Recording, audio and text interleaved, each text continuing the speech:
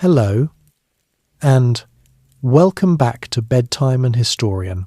Tonight's story begins at the edge of the known world, or what once was the edge, a peninsula of mountains and broken coastline, scattered with hundreds of islands, sitting above a sea that was never entirely calm. Thousands of years before the philosophers and the politics and the marble temples, people were already here, building something. They did not yet call themselves Greeks. They did not have a word for what they were becoming, but they were laying the very first stones of a civilization that would eventually shape nearly everything you and I know about the modern world. If this kind of quiet, unhurried storytelling is something you genuinely enjoy, history told slowly, at the end of the day, go ahead and like the video and consider subscribing. And before you settle in completely tonight, drop a comment with where you are in the world and what time it is there. Someone in Auckland at 2 a.m. sitting beside someone in Dublin, winding down after dinner. You are all here for the same reason, and that always makes this a warmer place to be. Now find a comfortable position.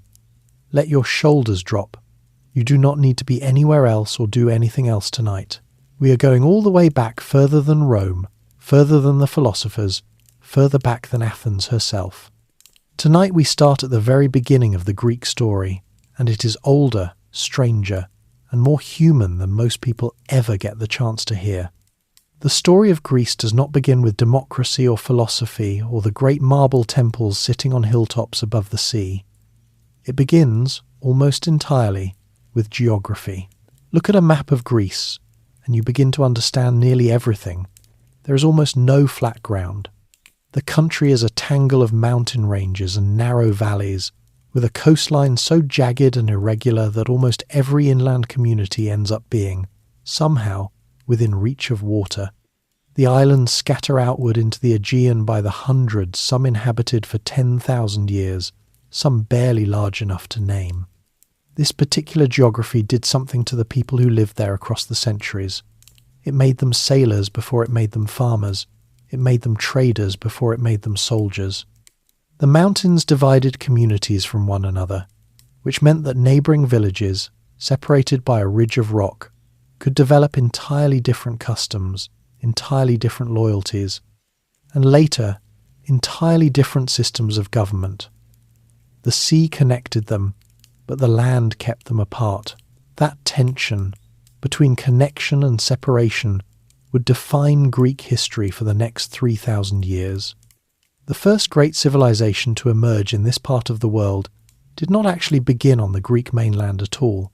It began on the island of Crete. Around 3000 BC, a people now called the Minoans, a name given to them much later by modern scholars, borrowed from the legend of King Minos, began building something genuinely remarkable on that large southern island. By roughly 2200 BC, they had developed a writing system. By 2000 BC, they had constructed their first palaces. The most celebrated of these was at Knossos, near the northern coast of Crete, and when the British archaeologist Arthur Evans began uncovering it at the turn of the 1900s, what he found astonished him, and continued to astonish every visitor who came after. The palace at Knossos was not a fortress.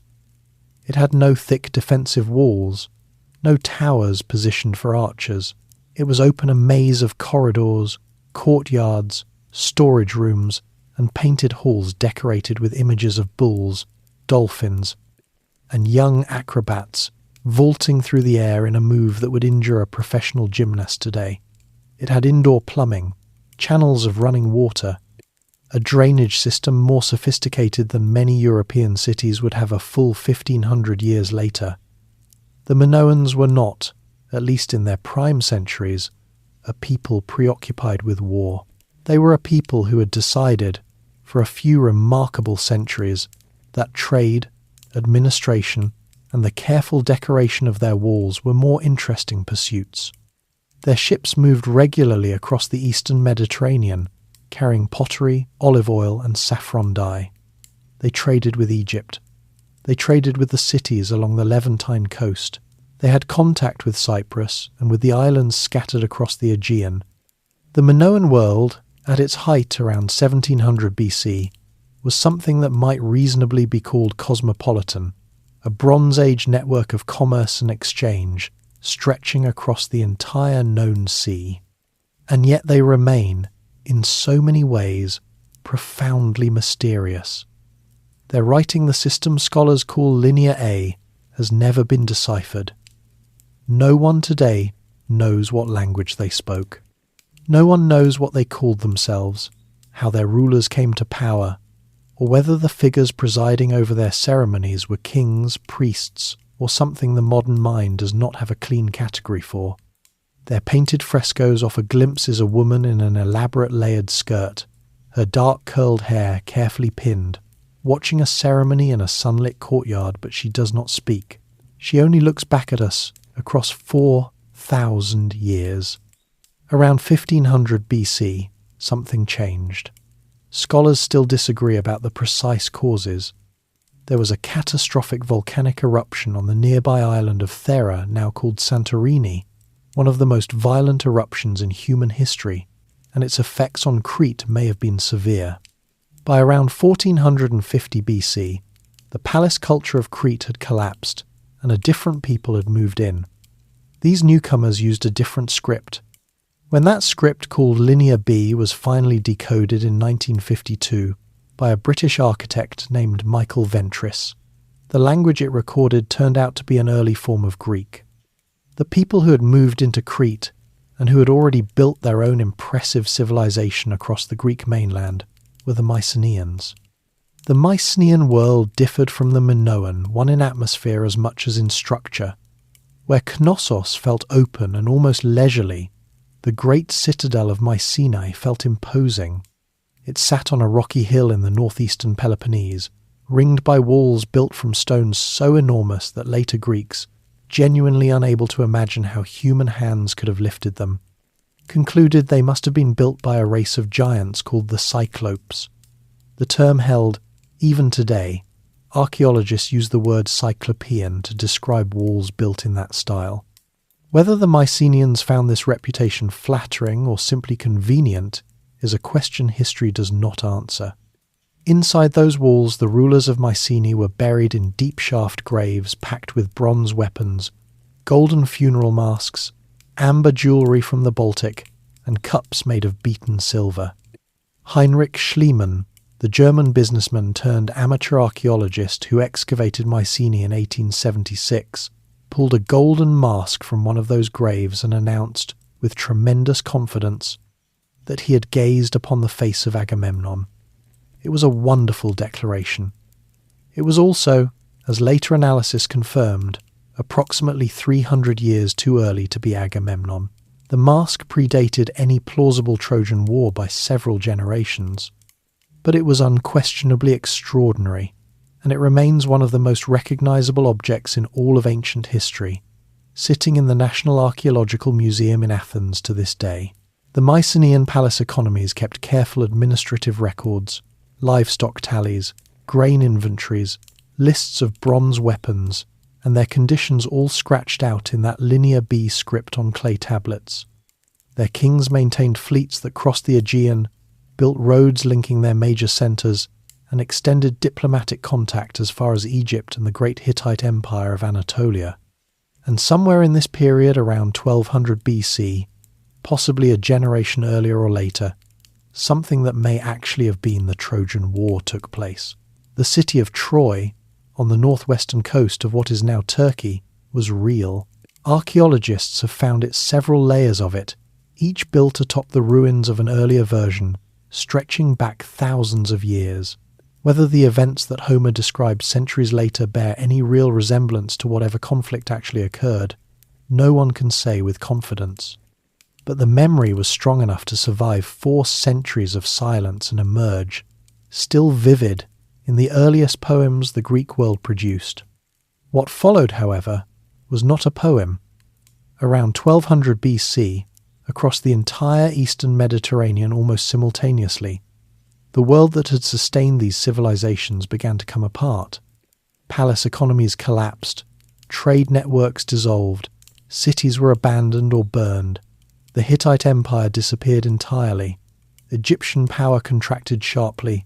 The great trading city of Ugarit on the Syrian coast was destroyed and never rebuilt. A group referred to in surviving Egyptian records only as the Sea Peoples swept through the region, though whether they were a cause of the collapse or one more consequence of it remains genuinely unclear. Within 2 or 3 generations, the Mycenaean world was gone. The palaces stood empty. The writing stopped. The roads fell into disuse. The careful administrative records that had tracked every sheep and every spear simply ended. The invention of the city-state. By the 8th century BC, the Greek world was doing something it had not done in a very long time. It was expanding. Population growth was the primary engine.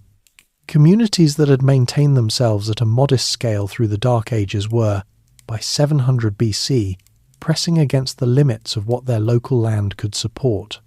The Greek peninsula was not naturally generous. The soil was thin in most regions, the growing seasons shaped by hot, dry summers and uncertain winter rainfall, and the mountains that divided communities from one another also divided them from the agricultural plains that could have fed larger numbers. When a settlement grew too large for its territory to comfortably sustain, the usual solution was to send a portion of the population away to find somewhere else. This produced one of the most remarkable population movements in ancient history. Between roughly 750 and 550 BC, Greek communities established colonies across the length of the Mediterranean and well into the Black Sea. They settled in Sicily and southern Italy, a region the Romans would later call Magna Graecia, meaning Greater Greece. They planted communities along the coast of what is now France, Spain, and North Africa. They moved eastward into the Black Sea region, founding cities along its northern and eastern coasts. The city of Massalia, on the southern coast of modern France, was founded by Greeks from Phocaea around 600 BC. The city we now call Naples began as a Greek colony, its name Neapolis meaning simply New City. Byzantium, which would later become Constantinople, was founded by colonists from the city of Megara around 650 BC. Each new colony carried something important with it, not just people and tools and agricultural knowledge, but the institution of the polis itself. The colony was not simply a settlement. It was a new city-state, complete with its own laws, its own civic identity, its own assembly. It maintained sentimental and sometimes practical ties to its founding city, what the Greeks called the mother city, or metropolis, but it governed itself. The Greek world of the archaic period was therefore not an empire, not a unified state, and not a federation in any binding sense. It was a vast, loosely connected network of independent communities spread across thousands of miles of coastline, sharing a language and a set of cultural reference points, but owing political allegiance to no central authority. What held this world together, to the extent that anything did, was culture rather than politics. The Olympic Games, held every 4 years at Olympia in the western Peloponnese, had been established by tradition in 776 BC, the earliest date in Greek history for which a continuous chronological record was maintained. People across the Greek world marked time by the Olympiad. The sanctuary at Delphi, where the oracle of Apollo gave pronouncements that cities and individuals consulted before major decisions, was another binding institution. Delphi belonged to no single polis. It was, in theory, the common property of the Greek world, administered by a council of representatives from different regions. To consult the oracle at Delphi was to participate in something larger than any individual city's concerns. These shared religious institutions gave Greeks a collective name for themselves and a collective name for everyone else. People who shared Greek language and culture were Hellenes. People who did not were barbaroi, a word that carried no automatic insult in its earliest usage, simply describing those whose speech sounded, to Greek ears, like the repeated syllable barbar rather than intelligible words. The idea of a cultural boundary between Greek and non-Greek was firmly in place by the 7th century BC, even though no political boundary existed to enforce it. Within each polis, the question of how to organize political life was being worked out in real time, and the answers varied enormously from one city to another.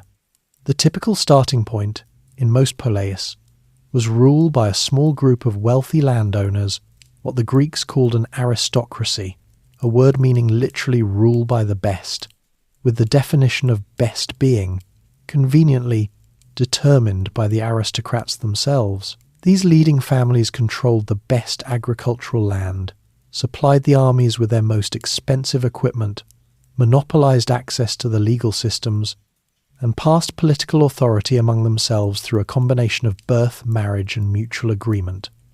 For most of the early archaic period, this arrangement was simply the way things worked, but the 8th and 7th centuries BC brought changes that put pressure on aristocratic dominance. Population growth meant more people with interests and grievances that aristocratic councils were not well structured to address. The expansion of trade, particularly through the Phoenician-style merchant networks that were bringing new wealth into the Greek world, created a class of people with significant economic resources but no traditional claim to political standing.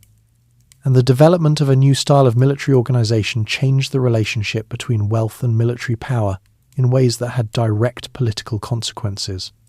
The military change was the hoplite. A hoplite was a heavily armoured infantry soldier who fought in a close formation called a phalanx, a tight block of men standing shield to shield, each protecting his neighbour's exposed right side with his own shield. The phalanx was devastatingly effective as a military tactic, but it required every man in the formation to hold his position. It depended, in other words, on collective discipline rather than individual heroic performance. The great single combat of the Homeric tradition, two champions meeting in the space between armies, while everyone else watched, had very little place in a phalanx. Equally importantly, hoplite equipment was expensive, but not impossibly so. A bronze helmet, a breastplate, greaves, a shield, and a spear could be purchased by a farmer of moderate means, not just by the very wealthy. This meant that the military defence of a polis increasingly depended on a broad class of middling citizens, landowners, who were not aristocrats, but who were not landless labourers either. Men who equipped themselves for war at their own expense, trained alongside their neighbours, and stood in the line that defended the city, had a reasonable argument to make about what they were owed in return.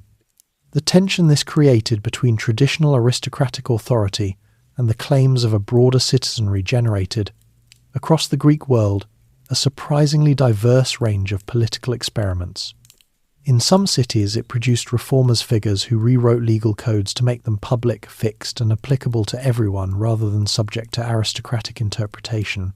The city of Athens produced a lawgiver named Draco around 620 BC, whose written legal code was considered such an improvement on the previous system of aristocratic discretion that later generations used his name as a compliment to order and fairness. Then they read the actual laws, discovered that Draco had prescribed the death penalty for an impressively wide range of offences including minor theft, and quietly began using his name in a rather different sense. In other cities, the pressure produced tyrants, a word that in its original Greek usage carried no automatic negative meaning, simply describing a man who seized sole power outside the normal constitutional channels. Many early Greek tyrants were genuinely effective rulers who reduced aristocratic privilege, promoted public building projects, supported trade, and cultivated the loyalty of the non-aristocratic population. Periander of Corinth, who ruled from around 625 to 585 BC, presided over one of the most prosperous periods in that city's history. Corinth, under Periander, controlled key trade routes across the isthmus, connecting central Greece to the Peloponnese, minted coins, and produced pottery that was exported across the Mediterranean. The polis was, therefore, not a fixed or finished thing. It was a framework, a set of shared assumptions about what political life should look like, within which individual cities made their own arrangements, fought their own internal battles, and arrived at their own very different conclusions. Athens and Sparta would become the two most famous examples of where those conclusions could lead, and they would lead in almost entirely opposite directions. But in the 7th century BC, Neither city had yet settled on the arrangement that would make it famous. Athens was a large and wealthy polis, occupying the region of Attica in central Greece, centred on a rocky hill called the Acropolis above a plain that ran down to the coast. It was governed by aristocratic families who dominated the archonship, the chief magistracy of the city and the Areopagus, an ancient council of former magistrates that exercised considerable political and judicial authority. Athens had resources, silver mines at Laurium, good harbour access at the coast, a large agricultural territory, but its politics were fractious, its aristocratic clans competitive to the point of instability, and a growing portion of its population increasingly uncomfortable with arrangements that left them subject to laws they had no hand in making. Sparta, in the southern Peloponnese, had already moved in a direction so distinctive and so different from every other Greek polis that it deserves, and will receive, a section of its own. What the 7th century BC left behind was a Greek world of extraordinary variety, dozens of city-states, each a self-contained experiment in how to organize a community, each watching the others with a mixture of curiosity and competitive suspicion, each convinced that its own way of doing things was, broadly speaking, correct. It was a world without a centre, without a unifying authority, and without any obvious mechanism for resolving the disagreements that were already accumulating between its most powerful members. That variety was both the Greek world's greatest strength and its most persistent vulnerability, Sparta's iron bargain. Every Greek city-state was a political experiment, but Sparta was something closer to a philosophical proposition, an attempt to answer, in permanent and institutional form, the question of what a society would look like if it subordinated absolutely everything to military excellence. The answer turned out to be both impressive and deeply uncomfortable, and the Greeks themselves could never quite decide how to feel about it. Sparta sat in the Eurotas River valley, in the region called Laconia, in the southern Peloponnese, a fertile plain ringed by mountains that gave the city a natural defensiveness without requiring it to ever build the kind of walls that protected other Greek polis. The Spartans were proud of this. Their walls, they said, were their men.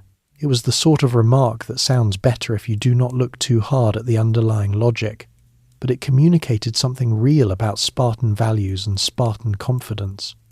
The society that would make Sparta famous did not emerge fully formed from some ancient tradition.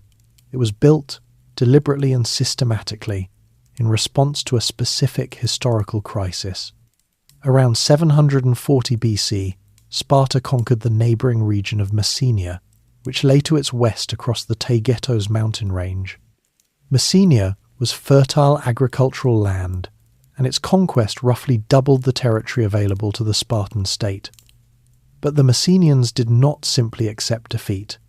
Over the course of the 7th century BC, they rose in revolt at least once in a conflict serious enough to threaten Spartan survival. When Sparta finally suppressed the rebellion and reasserted its control, it faced a fundamental problem.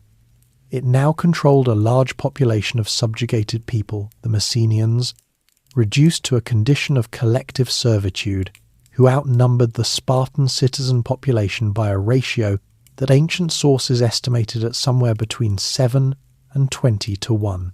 Managing that imbalance would define Spartan society for the next 300 years.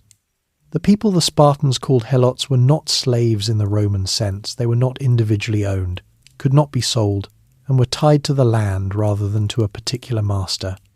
But they were bound to work the agricultural estates of Spartan citizens, required to hand over a fixed portion of their produce, and denied any meaningful political or legal standing.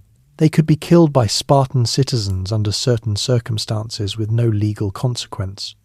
They were, in effect, a permanently subjugated class, whose labour underwrote the entire Spartan system, freeing male citizens from the need to farm, trade, or engage in any manual craft, and allowing them to devote the whole of their adult lives to military training. The system the Spartans built around this reality was called the Lycurgan constitution, attributed by tradition to a lawgiver named Lycurgus, though whether Lycurgus was a historical individual, a composite figure, or a useful fiction is a question that Greek historians were already debating in antiquity. What is clear is that by roughly 650 BC, the main institutions of the classical Spartan system were in place. Male Spartan citizens began their formal education at the age of 7 when they were taken from their families and enrolled in the agoge, a state-run system of communal upbringing that continued until the age of 30. The agoge was not principally about book learning. It was about endurance, physical toughening, group loyalty, and the suppression of individual preference in favour of collective discipline. Boys were housed in barracks, fed deliberately sparse rations partly to toughen them, and partly, the theory went, to encourage the practical skill of foraging and obtaining food without detection, and subjected to a regime of physical training, competition, and instruction in the arts of war. The famous Spartan black broth, a thick stew made of pork cooked in blood and seasoned with salt and vinegar, was reportedly so unpalatable that a visitor from another city who tried it at a communal Spartan meal remarked that he now understood completely why Spartans did not fear death. The Spartans, who found this observation neither amusing nor inaccurate, continued eating it anyway. At the age of 18, Spartan youths moved into a more intensive military phase, living and training in organised units. At 20, they became full soldiers. At 30, they were permitted to live with their families, though they still ate in communal messes called syssitia with their military unit, contributing food from their own estates. Full political standing as a Spartan citizen, a Spartiate, or in their own terminology, one of the homoioi, meaning the equals required maintaining that mess contribution. A Spartan who could not keep up the payments lost his citizen status. The equality suggested by the word homoioi was always conditional. The government of Sparta was unusual by any Greek standard.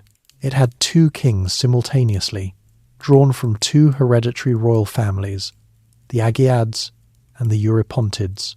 The dual kingship was not the result of some ancient compromise that everyone had forgotten the reasons for, though it may have begun that way.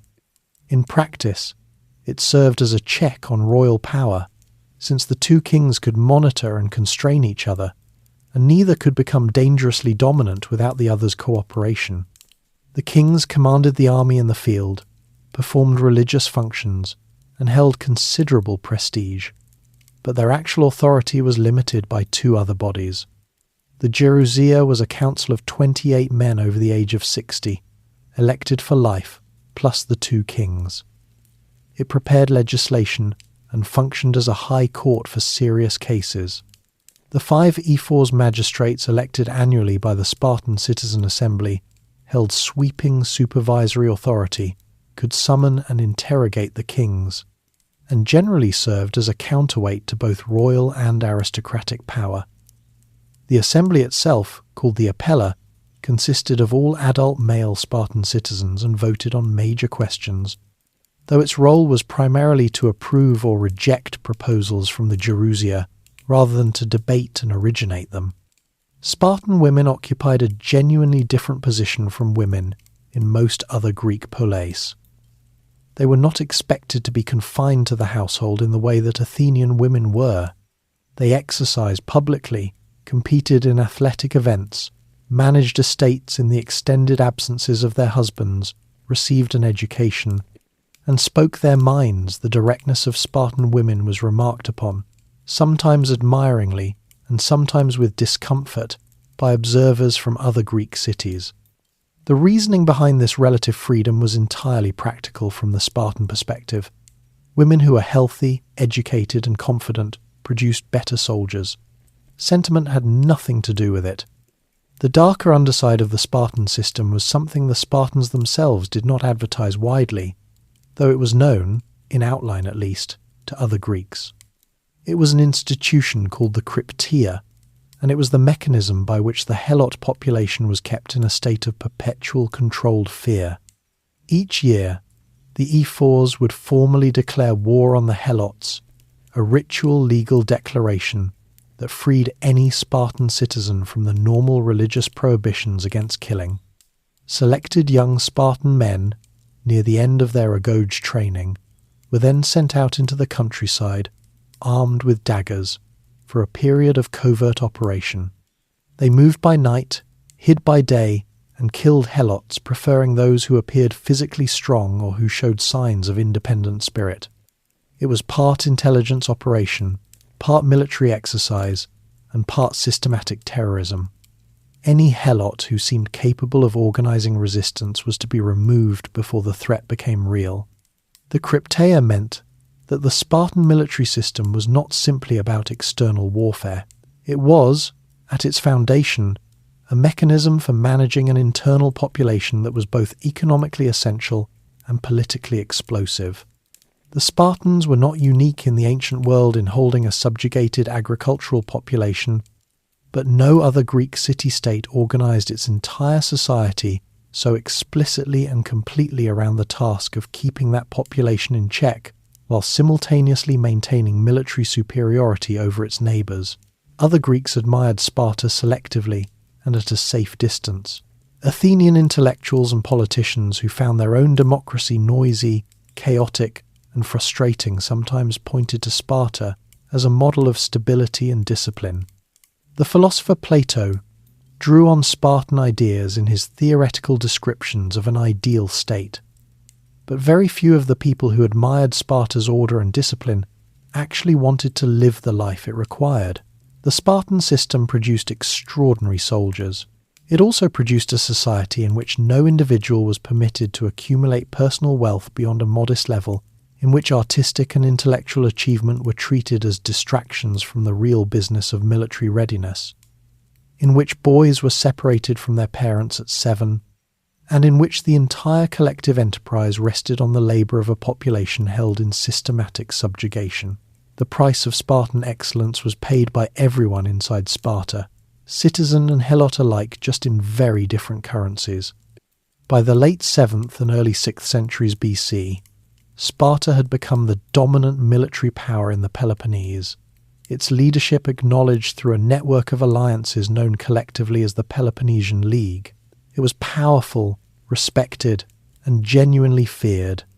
But while Sparta had been perfecting the art of the controlled society, another city was moving in a different direction, entirely arriving, through argument and conflict and reform, at something far more complicated and considerably louder. Athens and the birth of democracy. Athens in the early 6th century BC was a city in the process of tearing itself apart, and the tearing turned out to be productive. The underlying problem was debt.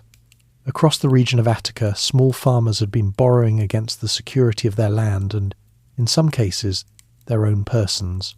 When harvests failed or prices moved against them, they could not repay.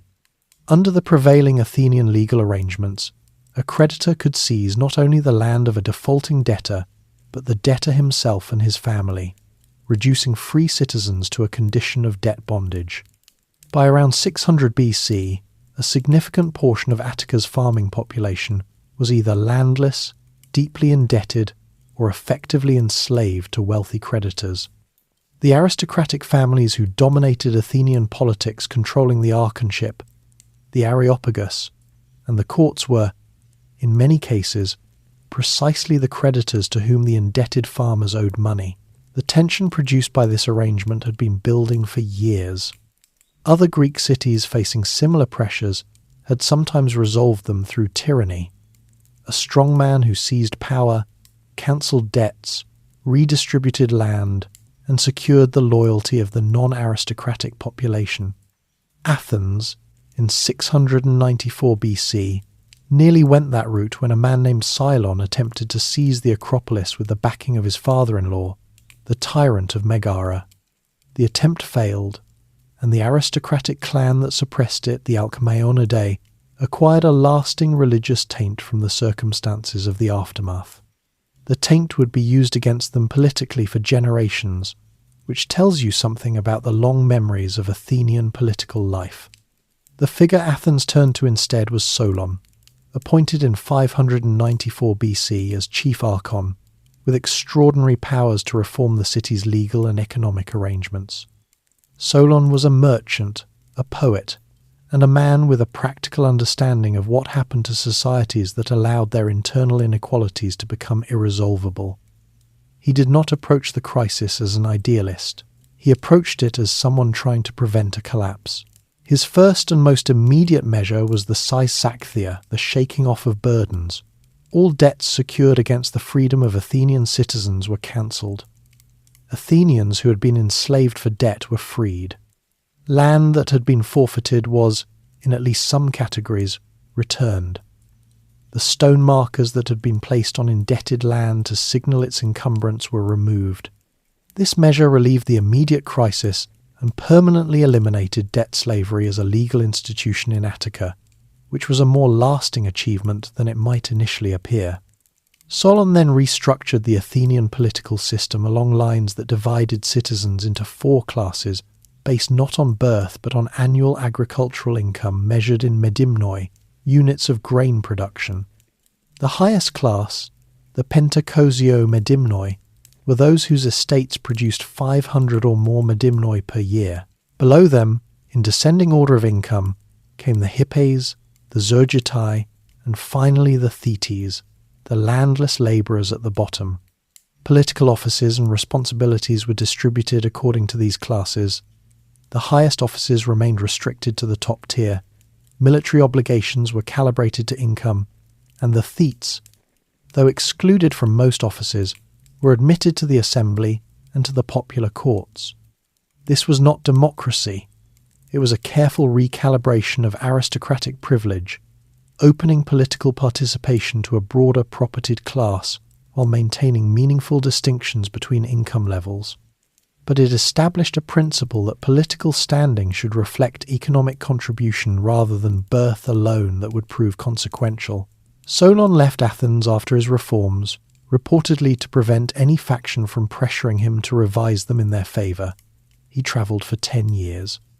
Athens promptly descended back into factional conflict, and within a generation the city had acquired the tyrant it had previously avoided. Pisistratos, a populist aristocrat from the coastal faction of Athenian politics, seized power 3 times, the first 2 times being expelled before establishing himself firmly in around 546 BC. His tyranny lasted until his death in 527 BC, and then continued, with less success, under his sons. The rule of the Pisistratidae, the family of Pisistratos, was not, by the standards of ancient tyranny, especially oppressive. They maintained the forms of Solon's constitution while ensuring their own people held the key positions. They promoted public building in Athens, patronized the arts, and oversaw the establishment of the great Panathenaic festival and the official compilation of the Homeric poems in Athens. But tyranny was tyranny, and the aristocratic families displaced from their traditional dominance eventually found their opportunity. In 510 BC, with assistance from a Spartan army, Sparta had developed a principled if self-serving opposition to tyrannies. The Pisistratidae were expelled.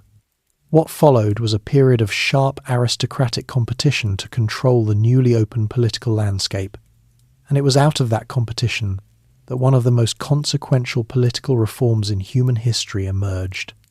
Cleisthenes, a member of the Alcmaeonidae clan, proposed his reforms in 508 and 507 BC, after losing a power struggle with a rival aristocrat and making an unusual decision. He took his case directly to the people. What he offered them, and what they accepted, was a fundamental reorganization of the Athenian political community. Cleisthenes abolished the 4 traditional Ionian tribes that had structured Athenian political and military life, replacing them with 10 new artificial tribes.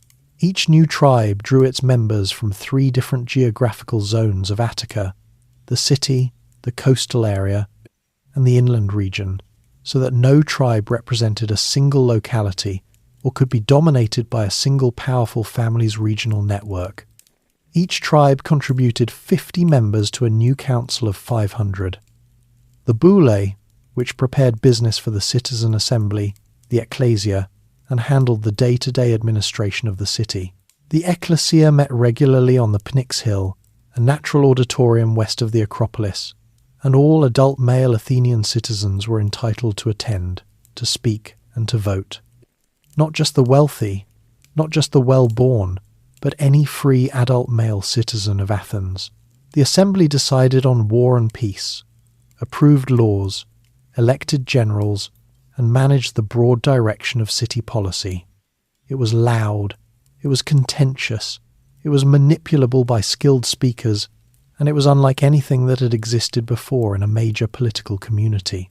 Cleisthenes also introduced a measure so beautifully impractical that it could only have been invented by a society with genuine faith in collective civic judgment. Each year, the assembly could vote to ostracize a citizen to send him into exile for 10 years without loss of property or citizen rights, simply on the grounds that enough people felt he was becoming dangerously powerful. The vote was conducted by having citizens scratch the name of their chosen candidate onto a pottery shard, an ostrakon, and the person receiving the most votes, provided the total exceeded 6,000, was sent away. Archaeologists excavating the Athenian agora found batches of ostraka with Themistocles' name inscribed on them, hundreds of them, apparently written by only a handful of different hands, clearly prepared in advance for distribution to voters who had not quite managed to do their own writing. Someone, it appears, was running an organised campaign to have Themistocles exiled, complete with pre-filled ballot papers. Democracy was barely a generation old, and the business of gaming it had already begun. The Athenian democracy that emerged from Cleisthenes' reforms was not, by modern standards, a complete one. Women were excluded from political life entirely. The large slave population of Attica had no standing whatsoever. Resident foreigners metics, who might live their entire lives in Athens, pay taxes, and even serve in the military, could not become citizens. The democracy was a democracy of a particular subset of the population, and it was comfortable with that limitation in ways that require some historical distance to fully understand. But within the community it included, it was genuinely participatory in a way that distinguished Athens sharply from virtually every other political community of its time. Ordinary citizens, farmers, craftsmen, traders sat in the assembly and voted on matters of war and law. They served on juries of hundreds of their peers. They held administrative offices selected by lot. The assumption built into the system was that an ordinary Athenian was capable of understanding civic affairs and making reasonable judgments about them.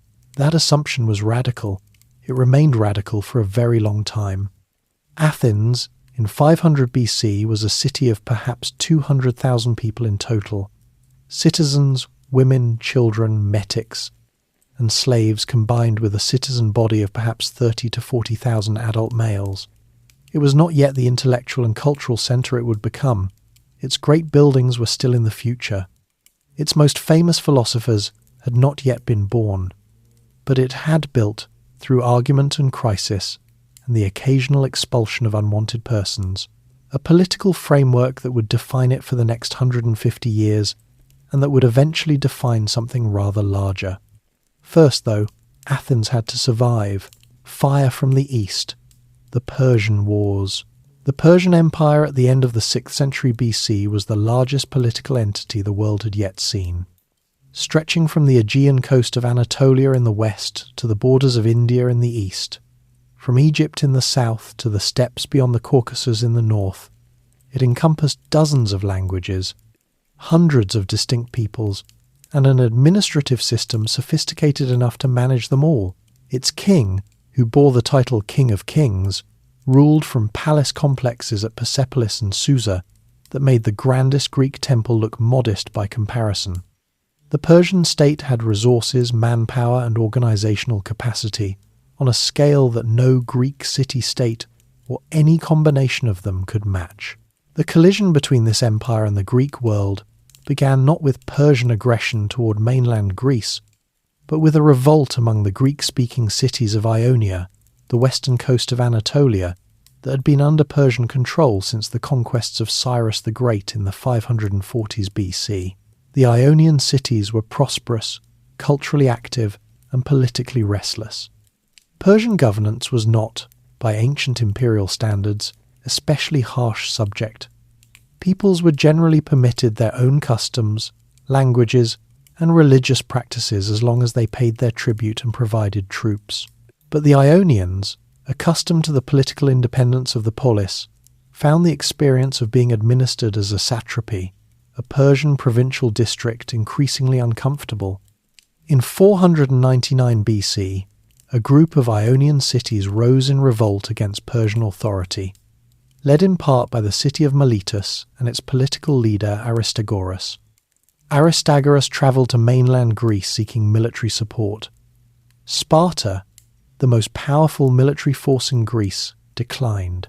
The distance was too great, the commitment too open-ended. Athens, perhaps moved by solidarity with Ionian Greeks who shared cultural ties with Attica, sent 20 ships. Eretria, on the island of Euboea, sent 5. It was not a large commitment, but it was enough to make both cities directly complicit in what followed. In 498 BC, the Ionian forces, with their Athenian and Eretrian allies, marched on Sardis, the capital of the Persian satrapy, and a city of considerable symbolic importance, and burned it. The Persian garrison withdrew to the citadel, and the city was largely destroyed, including a temple sacred to a local goddess. The burning of Sardis was subsequently used by the Persians as the formal justification for punitive action against those who had participated, and the names Athens and Eretria were noted accordingly. The Ionian revolt failed by 494 BC. The Persian fleet defeated the combined Ionian fleet at the Battle of Lade. Miletus was captured and its population scattered, and Persian control over the Aegean coast of Anatolia was reasserted. What remained were those noted names.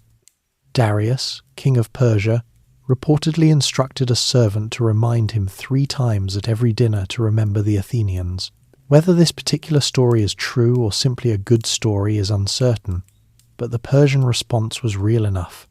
A first Persian expedition against Greece in 492 BC was led by Mardonius, Darius's son-in-law, and reached as far as the coast of Macedonia before a storm destroyed a significant portion of the fleet near the promontory of Mount Athos.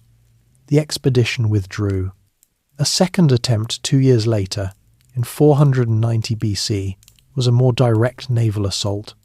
A Persian fleet under the commanders Datis and Artaphernes crossed the Aegean, subdued several island communities, destroyed Eretria in repayment for its role in the Ionian revolt, and landed its forces on the plain of Marathon, on the northeastern coast of Attica, roughly 25 miles from Athens. The Athenian response was to march their army to Marathon rather than wait behind the city's walls. The Athenian force, commanded by a board of 10 generals with a senior military official named Miltiades as the principal strategic voice, faced a Persian army that was substantially larger. Ancient sources give numbers for Persian forces that modern historians treat with considerable skepticism, but the Persian army was almost certainly larger, and it included cavalry that the Athenians did not have in equivalent numbers. Miltiades' solution was to thin the Athenian centre and strengthen the wings, then advance at a run, moving quickly enough to close the distance before Persian archers could thin the approaching lines at leisure. The wings enveloped the Persian centre, the Persians broke and retreated to their ships, and the Athenians had won a battle that had no logical reason to go in their favour. The Persians re-embarked and sailed around the Attic Peninsula toward Athens, presumably hoping to find the city undefended while the army was still at Marathon. The Athenian army marched back to Athens fast enough to be in position when the Persian fleet arrived. The Persians assessed the situation and withdrew. The Athenian victory at Marathon in 490 BC was militarily significant and psychologically enormous. It demonstrated that a Greek hoplite army could defeat a Persian force in open battle, and it gave Athens in particular a confidence and a sense of destiny that would shape its political culture for a generation. Darius died in 486 BC, before he could mount the larger response he had been preparing. His son Xerxes completed the preparations and led the campaign himself, personally commanding an expedition that was organized on a scale well beyond anything the previous Persian campaigns had attempted. Ancient sources give the Persian army sizes that cannot be taken literally. Herodotus, who wrote the most detailed account, offers numbers in the millions, but even sober modern estimates place the Persian force at well over 100,000 soldiers, supported by a fleet of perhaps 800 warships. It was, by any measure, a formidable undertaking. Xerxes had 2 bridges of boats constructed across the Hellespont, the narrow strait between Anatolia and Europe, to move his army into Europe.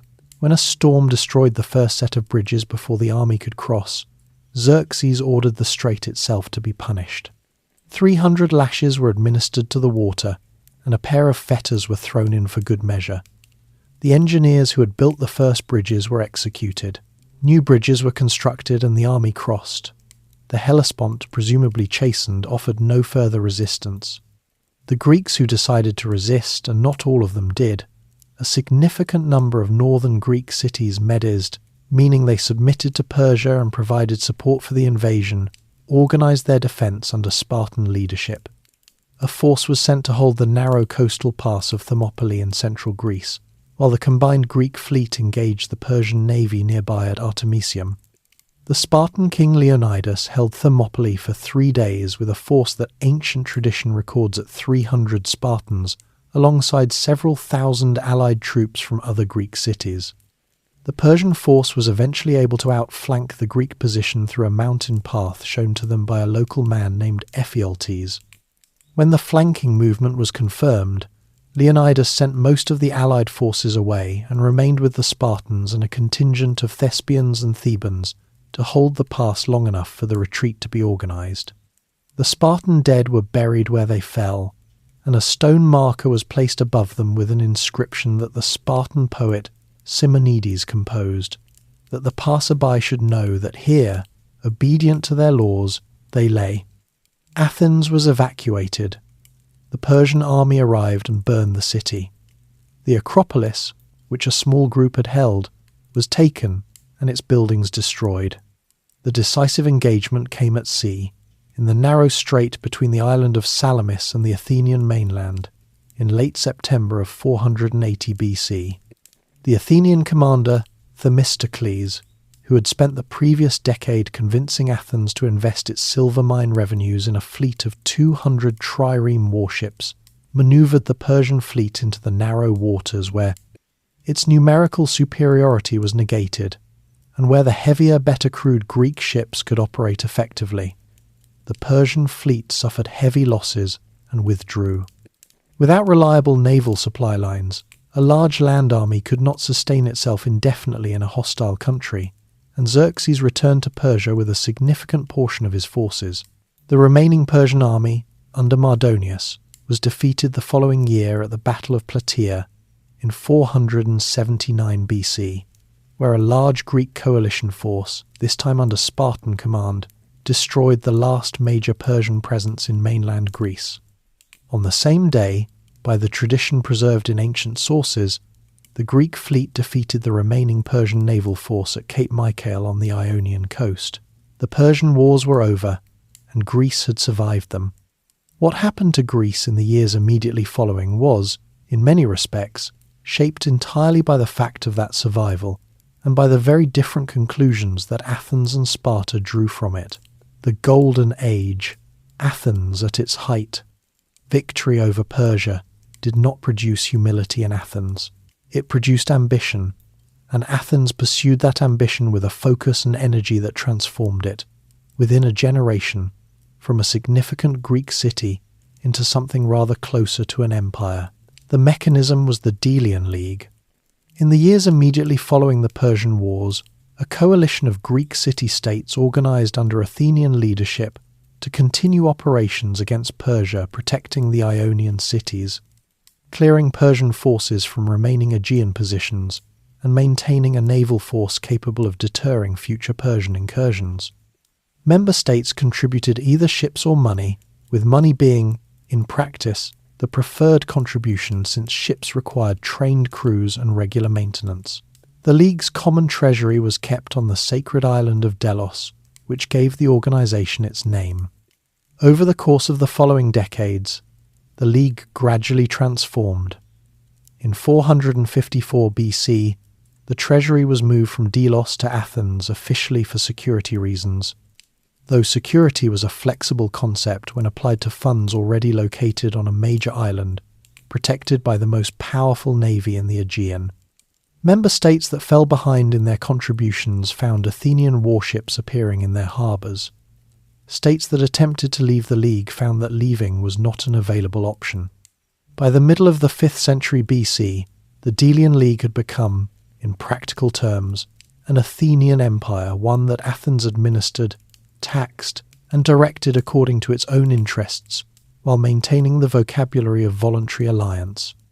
The leader most closely identified with this period was Pericles, who dominated Athenian politics from around 460 BC until his death in 429 BC.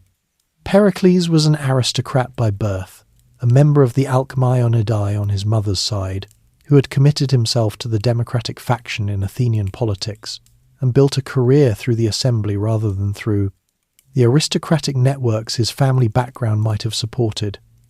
He was a careful speaker rather than a spectacular one, known for precision and clarity rather than rhetorical fireworks, and he combined an unusual ability to communicate complex strategic thinking to a mass audience with the political skill to maintain majority support in an assembly that was perfectly capable of changing its mind. The revenue flowing into Athens from the tribute of allied states gave Pericles the resources to pursue a program of public building on a scale that the city had never before attempted. Athens had been burned by the Persians in 480 BC, and the Acropolis, the rocky hill above the city that held its most sacred temples, had been left in deliberate ruins for a generation, as a visible reminder of what Persia had done and why the war continued. When a peace with Persia was finally concluded around 449 BC, the justification for that memorial policy expired, and Pericles moved quickly. The Parthenon was begun in 447 BC and completed in 432 BC. It was a temple to Athena, the city's patron deity, built entirely of white marble from the nearby Mount Pentelicus, designed by the architects Ictinus and Callicrates, under the overall artistic direction of the sculptor Phidias. The building was technically innovative in ways that are not immediately obvious to the eye. Its columns are not perfectly straight, but curve very slightly outward. Its floor is not perfectly flat, but curves very slightly upward at the centre, and the columns lean inward at an angle so slight as to be invisible individually, but mathematically precise. These adjustments were made to correct for the optical distortions that perfectly straight geometry would create at that scale. The resulting building looks, to the human eye, more regular than a mathematically regular building would. Inside stood a statue of Athena, created by Phidias, roughly 12 meters tall, constructed over a wooden framework and covered in ivory and gold. The gold alone, carefully recorded, weighed approximately 44 talents. Pericles' political opponents raised the entirely reasonable objection that using allied tribute funds, money contributed for the purpose of collective defense against Persia, to build gold-plated statues and marble. Temples for the glorification of Athens was not, strictly speaking, what the contributing states had agreed to. Pericles responded, with admirable directness, that as long as Athens provided the defence it had promised, the Allies had no particular claim on how Athens spent what remained. The assembly, surrounded by the evidence of what that spending was producing, found this argument persuasive. The Acropolis building programme continued beyond the Parthenon. The Propylaea, an elaborate gateway complex marking the entrance to the sacred precinct, was begun in 437 BC. The small but exquisite temple of Athena Nike was added shortly after. The Erechtheion, with its famous porch of 6 female figures serving as columns, was completed before the end of the century. The effect of the whole ensemble, seen from the city below or from the surrounding plain, was of a hillside entirely transformed into an architectural statement about the wealth, piety, and ambition of the city that had built it. The Athens of the 5th century BC supported, and in many cases actively sponsored, an intellectual and artistic culture of extraordinary range.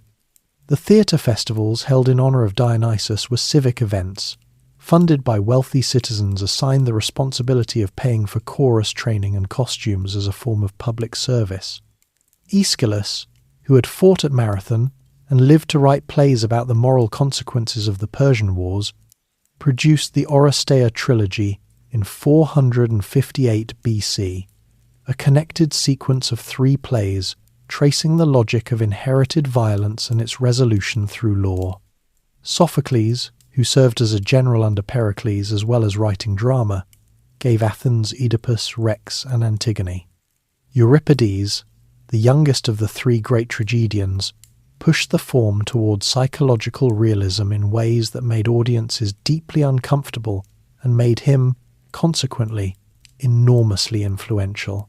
Comedy had its own great practitioner in Aristophanes, who wrote plays that lampooned prominent politicians, made jokes about the ongoing Peloponnesian War to audiences who were suffering through it, and demonstrated that Athenian democracy's tolerance for public criticism extended further than most governments then or since have been willing to go. The writing of history as a disciplined inquiry into past events based on evidence and critical reasoning, rather than as mythology or royal chronicle, emerged in this period almost simultaneously from 2 figures shaped by the Athenian world. Herodotus of Halicarnassus, who spent significant time in Athens, produced an account of the Persian Wars that ranged so widely across the geography and customs of the known world that his detractors called him a fabulist and his admirers called him the father of history. Thucydides, an Athenian general who was exiled for a military failure in 424 BC and used his years of exile to interview participants and study the conflict he had lived through, produced an account of the Peloponnesian War that reads, "Even today, as a masterclass in analytical historical writing." Walking in the agora, the open civic and commercial space at the heart of Athens during this period, a citizen might encounter Socrates conducting one of the extended questioning conversations through which he claimed to be pursuing wisdom rather than teaching it.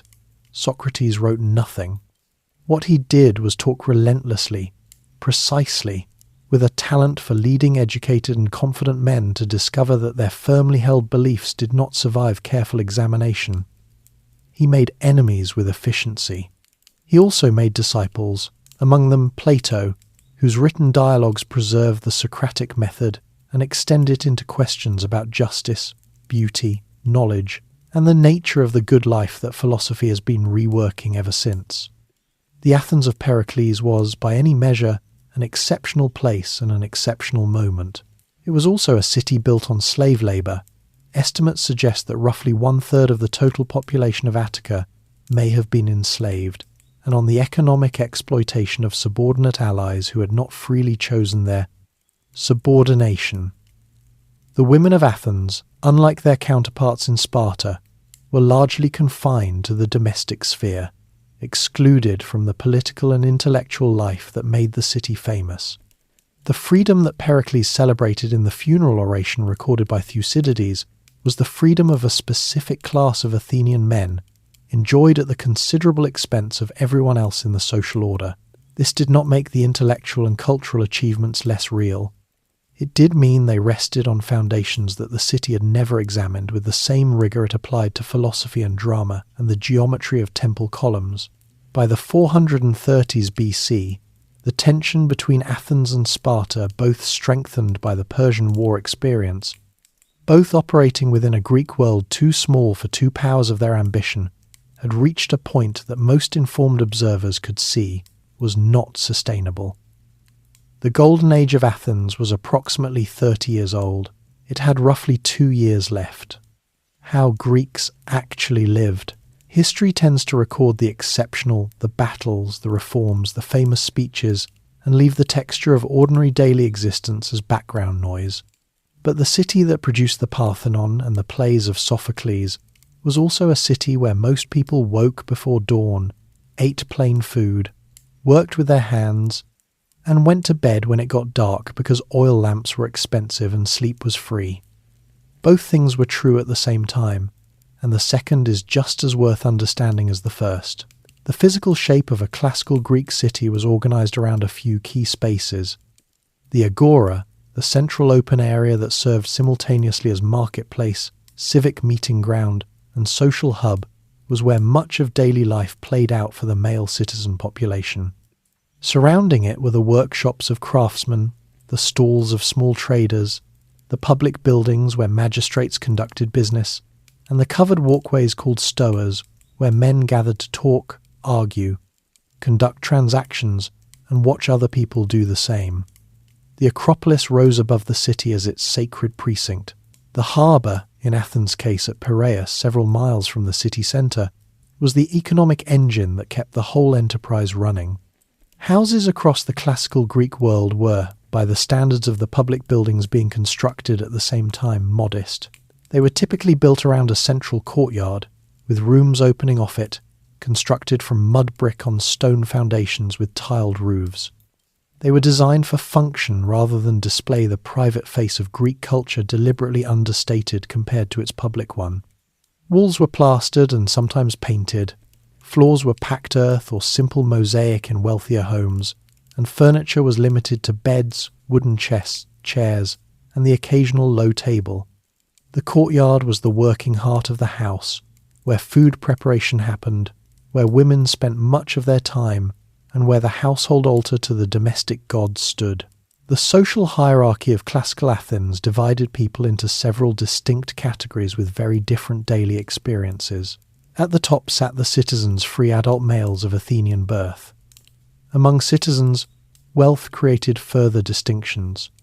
The wealthiest families, those with sufficient property to qualify for the highest Solonian class, lived in larger homes, owned more slaves, sent their sons to private teachers, and participated in the expensive civic obligations that Athenian democracy distributed to those who could afford them. Fitting out a warship for a year, sponsoring a tragic chorus at the theatre festival, or training athletes for the games at one's own expense, were forms of what the Athenians called liturgy, public service, funded by private wealth. They were technically voluntary, practically expected, and socially impossible to refuse without damage to one's reputation. Below the wealthiest tier sat the broad middle band of citizen farmers and craftsmen who made up the core of the Athenian assembly. A farm of moderate size in Attica might produce enough olives, grain, and grapes to sustain a family with a small surplus for the market. Life at this level was comfortable by ancient standards, but not leisurely. A farmer's day was governed by the agricultural calendar, ploughing and planting in autumn, tending and harvesting through spring and summer, pressing olives and grapes at the appropriate seasons, and by the animals and equipment that required constant attention regardless of season. The food ordinary Athenians ate was simple and consistent.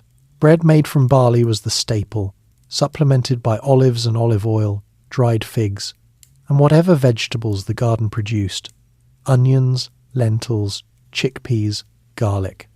Fish was the primary protein for most people, since it was more affordable than meat from cattle or pigs, which were typically slaughtered and eaten communally at religious festivals, rather than as regular meals. Wine was consumed daily, but almost always diluted with water. Drinking undiluted wine was considered a sign of poor character rather than serious drinking, which was a distinction the Greeks found important. Honey served as the primary sweetener. Cheese, eggs, and dried legumes rounded out the diet of a household that was eating adequately but not extravagantly. Clothing in the classical period was straightforward in construction and limited in variety. The basic garment for both men and women was the chiton, a rectangle of woven wool or linen, fastened at the shoulders and belted at the waist, falling to the knee for men and to the ankle for women. Over this, both men and women might wear a himation, a larger rectangle of fabric draped around the body in a manner that required some practice to manage elegantly, and that ancient vase paintings suggest was not always managed that way. Women's dress also included the peplos, an earlier style that pinned differently at the shoulders and created a characteristic folded overfold at the chest. Colours were available. Dyes made from minerals, plants, and marine organisms could produce reds, yellows, and the extraordinarily expensive purple, derived from murex sea snails that signalled wealth and high status, but undyed or naturally coloured wool was what most people wore most of the time. Footwear was sandals, worn outdoors and left at the door when entering a house. Going barefoot in the city was common and carried no particular social stigma, though Socrates' habit of going everywhere barefoot regardless of season was noted by contemporaries as one of several eccentricities that set him apart from the general population. Below the citizen class sat the metics free non-citizens, many of them Greeks from other polis, who lived and worked in Athens under legal protections but without political rights. Metics paid their own tax, served in the military when required, and were in many cases essential contributors to Athenian economic life. Craftsmen, traders, teachers and doctors were frequently metics. They could own property, operate businesses, and participate in the religious life of the city, but they could not vote, hold office, or own land in Attica. The philosopher Aristotle, who spent most of his adult life in Athens, was a metic Macedonian by birth, brilliant by reputation, and constitutionally barred from the assembly that governed the city where he lived and worked. At the base of the social structure sat the enslaved population, whose labour underpinned the Athenian economy in ways that the celebrated political culture above them rarely acknowledged directly.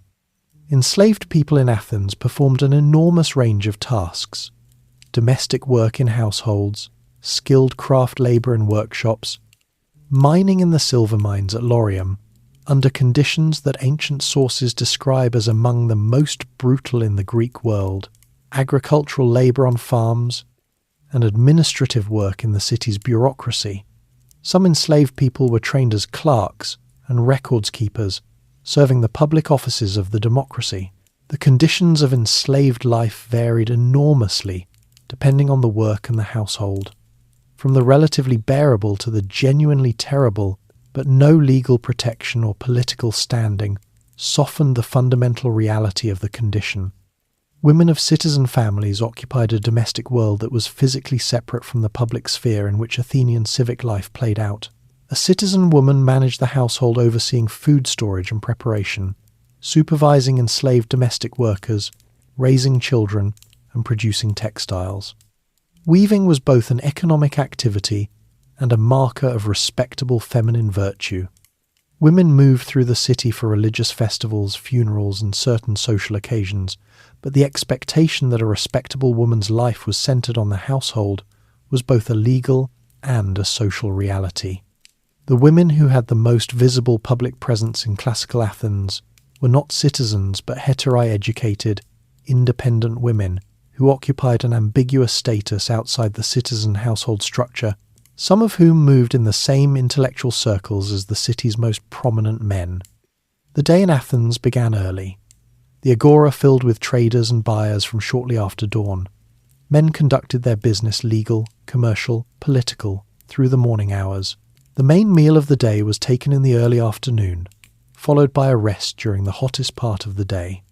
Evening brought the institution of the symposium for those who could afford to participate, a formal drinking party held in the male dining room of a house, where guests reclined on couches, drank wine in measured rounds from a shared mixing bowl, and engaged in the competitive performance of singing, recitation, debate, and increasingly elaborate wordplay that was one of the primary forms of elite male socializing. Symposia could be intellectually serious or merely entertaining, and surviving accounts suggest they were frequently both simultaneously. The gods were present throughout all of this in ways that were practical, rather than merely ceremonial. Every significant action, a journey, a business transaction, a marriage, a military campaign, was preceded by some form of religious acknowledgement. The household maintained its own small shrines. The city maintained its great temples. The boundary between religious observance and daily routine was not clearly drawn, because in the classical Greek understanding, the gods were not remote figures concerned only with grand affairs. They were interested in everything, and it was sensible to keep them informed and reasonably satisfied. It was a world that worked hard, ate simply, dressed plainly, argued constantly, and believed that how a citizen conducted his public life mattered as much as anything else he might do.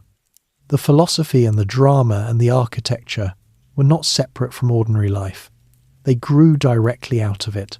Greeks against Greeks, the Peloponnesian War, the war that broke out in 431 BC between Athens and Sparta, had been building for at least a generation, and the stated causes a dispute over the city of Epidamnus, a quarrel about Megara's trading rights, a naval confrontation near the island of Corcyra were, as Thucydides observed in the opening pages of his history, not the real cause at all.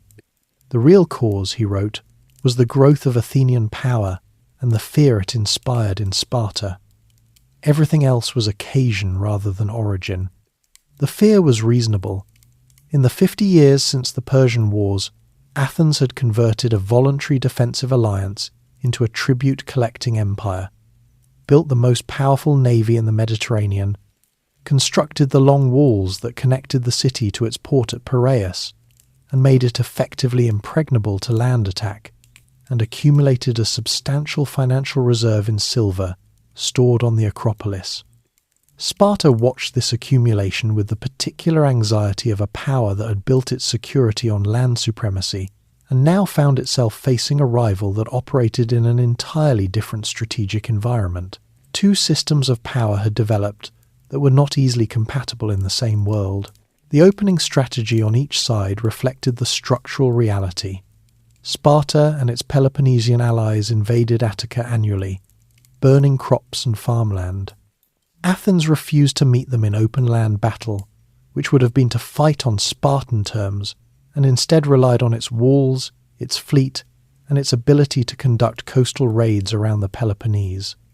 The Athenian rural population, following Pericles' strategy, moved inside the walls of Athens and Piraeus, leaving the farmland to the Spartans while the navy maintained the empire's tribute income. The strategy was sound. Its consequences were not foreseeable. In 430 BC, during the second Spartan invasion of Attica, a plague entered Athens through its port. Modern analysis of the ancient description suggests something in the vicinity of typhoid fever, combined with a toxic shock complication, though the exact disease remains debated. What is not debated is the scale of destruction. Athens, its rural population crowded behind its walls in conditions that could not have been designed better for the spread of infectious disease, lost somewhere between a quarter and a third of its total population over the following 3 to 4 years. Pericles himself died of it in 429 BC, leaving the Athenian political scene without the figure who had shaped it for 30 years. The plague did not end the war. Athens had the financial reserves and the institutional momentum to continue, but it removed Pericles' restraining strategic hand from a democracy that was now susceptible to less patient voices. The decade that followed what later historians call the Archidamian War after the Spartan king. Archidamus, who had led the early invasions, produced military stalemate punctuated by small tactical victories on each side. The Athenian general and Tanna's son Cleon pushed for a more aggressive Athenian strategy and achieved a notable success at Pylos in 425 BC, capturing over 120 Spartan soldiers alive, including a number of full Spartiates whose survival mattered to Sparta in ways the numbers alone do not convey, since Sparta's citizen population had been declining for generations. On the other side, the Spartan commander Brasidas conducted a brilliant northern campaign, detaching important Athenian tribute-paying cities from the alliance through a combination of military pressure and unexpectedly generous political terms.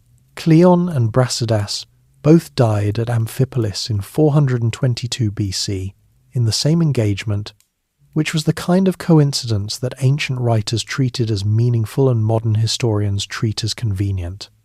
Their deaths removed the two figures most committed to continued fighting, and a peace treaty, the Peace of Nicias, named for its Athenian negotiator, was concluded in 421 BC. It was supposed to last 50 years. It lasted about 6. The figure who did the most to undermine it was Alcibiades, a young Athenian aristocrat of extraordinary personal gifts and almost complete political reliability in the negative direction. Beautiful, wealthy, brilliantly intelligent, and possessed of an ambition that no available theatre was quite large enough to satisfy, he had grown up as a ward of Pericles and had absorbed the Periclean vision of Athens as an empire capable of indefinite expansion. In 415 BC, he persuaded the Athenian assembly to approve the largest military expedition the city had ever attempted, an invasion of Sicily, aimed at bringing the wealthy island communities of the western Mediterranean under Athenian control. The assembly voted for this with considerable enthusiasm. Thucydides noted, with characteristic precision, that most Athenians who voted had only the vaguest idea of where Sicily was or how large it was, and that those who did know were not volunteering the information. The Sicilian expedition was a catastrophe of a scale that redefined what catastrophe meant in a Greek context. The expedition's joint command was fractured from the start when Alcibiades was recalled to Athens to face religious charges connected to the mutilation of the city's Hermes statues.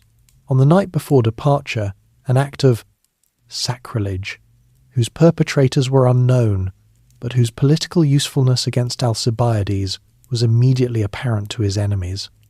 Rather than return to face a trial he correctly assessed as likely to end in his death, Alcibiades sailed instead to Sparta and offered his services and detailed knowledge of Athenian plans to the enemy. Left under weaker command, the Athenian force in Sicily was besieged inside its own siege lines around Syracuse. The Athenians sent reinforcements. The reinforcements were also trapped. In 413 BC, after 2 years of progressively deteriorating position, the entire Athenian force attempted to retreat overland. The Syracusans and their Spartan advisors pursued them, caught them, and destroyed what remained. The Athenian dead and captured numbered in the tens of thousands. The fleet of 200 ships was gone. The financial reserves accumulated over decades were largely spent. Athens rebuilt with a resilience that surprised everyone, including Sparta. The city continued fighting for another 9 years, winning significant naval engagements and losing others, navigating a political crisis that briefly replaced the democracy with an oligarchic council of 400 before the democratic institutions reasserted themselves. Alcibiades, characteristically, changed sides again and then again, before being eventually removed from Athenian command after one of his subordinates lost a battle he had specifically been ordered not to fight. The war's final phase turned on Persian money. Sparta, after decades of insisting that the war was about liberating Greeks from Athenian tyranny, accepted a Persian subsidy in exchange for acknowledging Persian sovereignty over the Ionian Greek cities, which was, diplomatically, a spectacular reversal of everything the Persian wars had supposedly established, achieved without apparent irony. The Persian money financed a Spartan fleet under the admiral Lysander who, in 405 BC, destroyed the last significant Athenian fleet at Aegospotami in the Hellespont by the straightforward method of attacking, while most of the Athenian crews were ashore foraging for food. Without its fleet, Athens had no income from the empire, no way to import the grain it depended on, and no strategic option beyond slow starvation. In 404 BC, Athens surrendered. The long walls were torn down to the music of flutes, as Lysander reportedly thought the occasion deserved a festive atmosphere. An oligarchic government of 30 men, quickly nicknamed the 30 Tyrants, was installed with Spartan support. The 30 governed Athens for about 8 months with a violence and arbitrariness that managed to make the previous 150 years of democracy look retrospectively reasonable, even to people who had spent those years complaining about it. They executed prominent citizens, exiled others, and confiscated property with an efficiency that owed more to personal enrichment than to any political program. A democratic resistance formed, fought its way back into the city in 403 BC, and the democracy was restored, a restoration that was, given the circumstances, managed with considerably more restraint than the defeated oligarchs had any right to expect. Athens survived, but the Greek world it returned to was not the one that had existed before 431 BC. The silver reserve was gone. The empire was gone.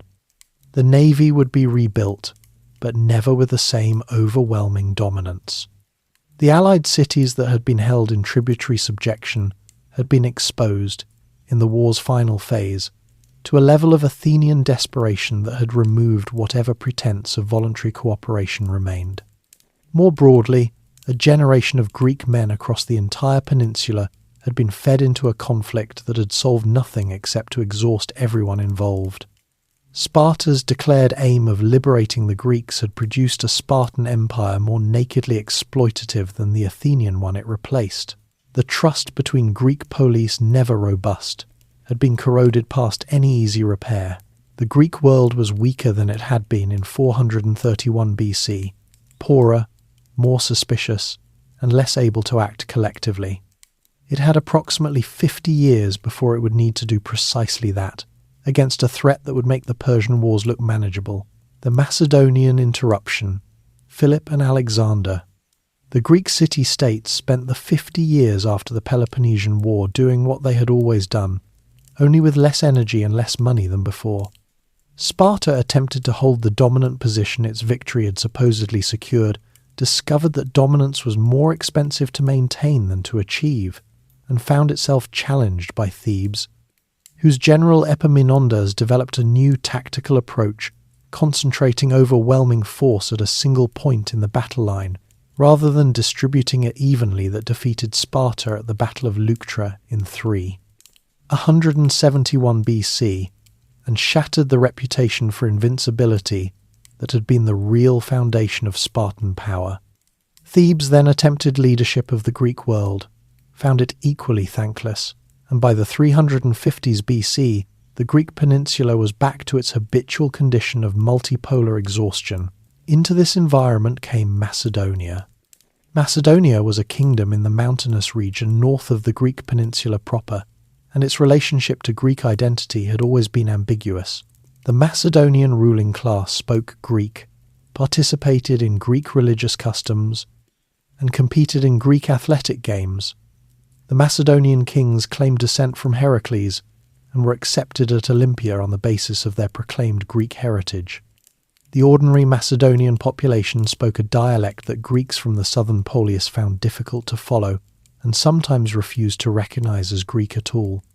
Southern Greeks tended to regard Macedonians as northern barbarians with aristocratic pretensions, which was both somewhat unfair and politically useful as a way of dismissing a power they preferred not to take seriously. They were still in the process of not taking it seriously when Philip II took the Macedonian throne in 359 BC and began the systematic project of making their opinion irrelevant. Philip had spent time as a hostage in Thebes during his youth and had observed Epaminondas's tactical innovations directly. He returned to Macedonia with a thorough education in what made military forces effective and immediately applied it. The army he rebuilt used a longer spear than the standard Greek hoplite lance, the sarissa, roughly 5 to 6 meters in length. Wielded with 2 hands deployed in a deep phalanx formation whose front ranks bristled with overlapping spear points that no conventional force could get through.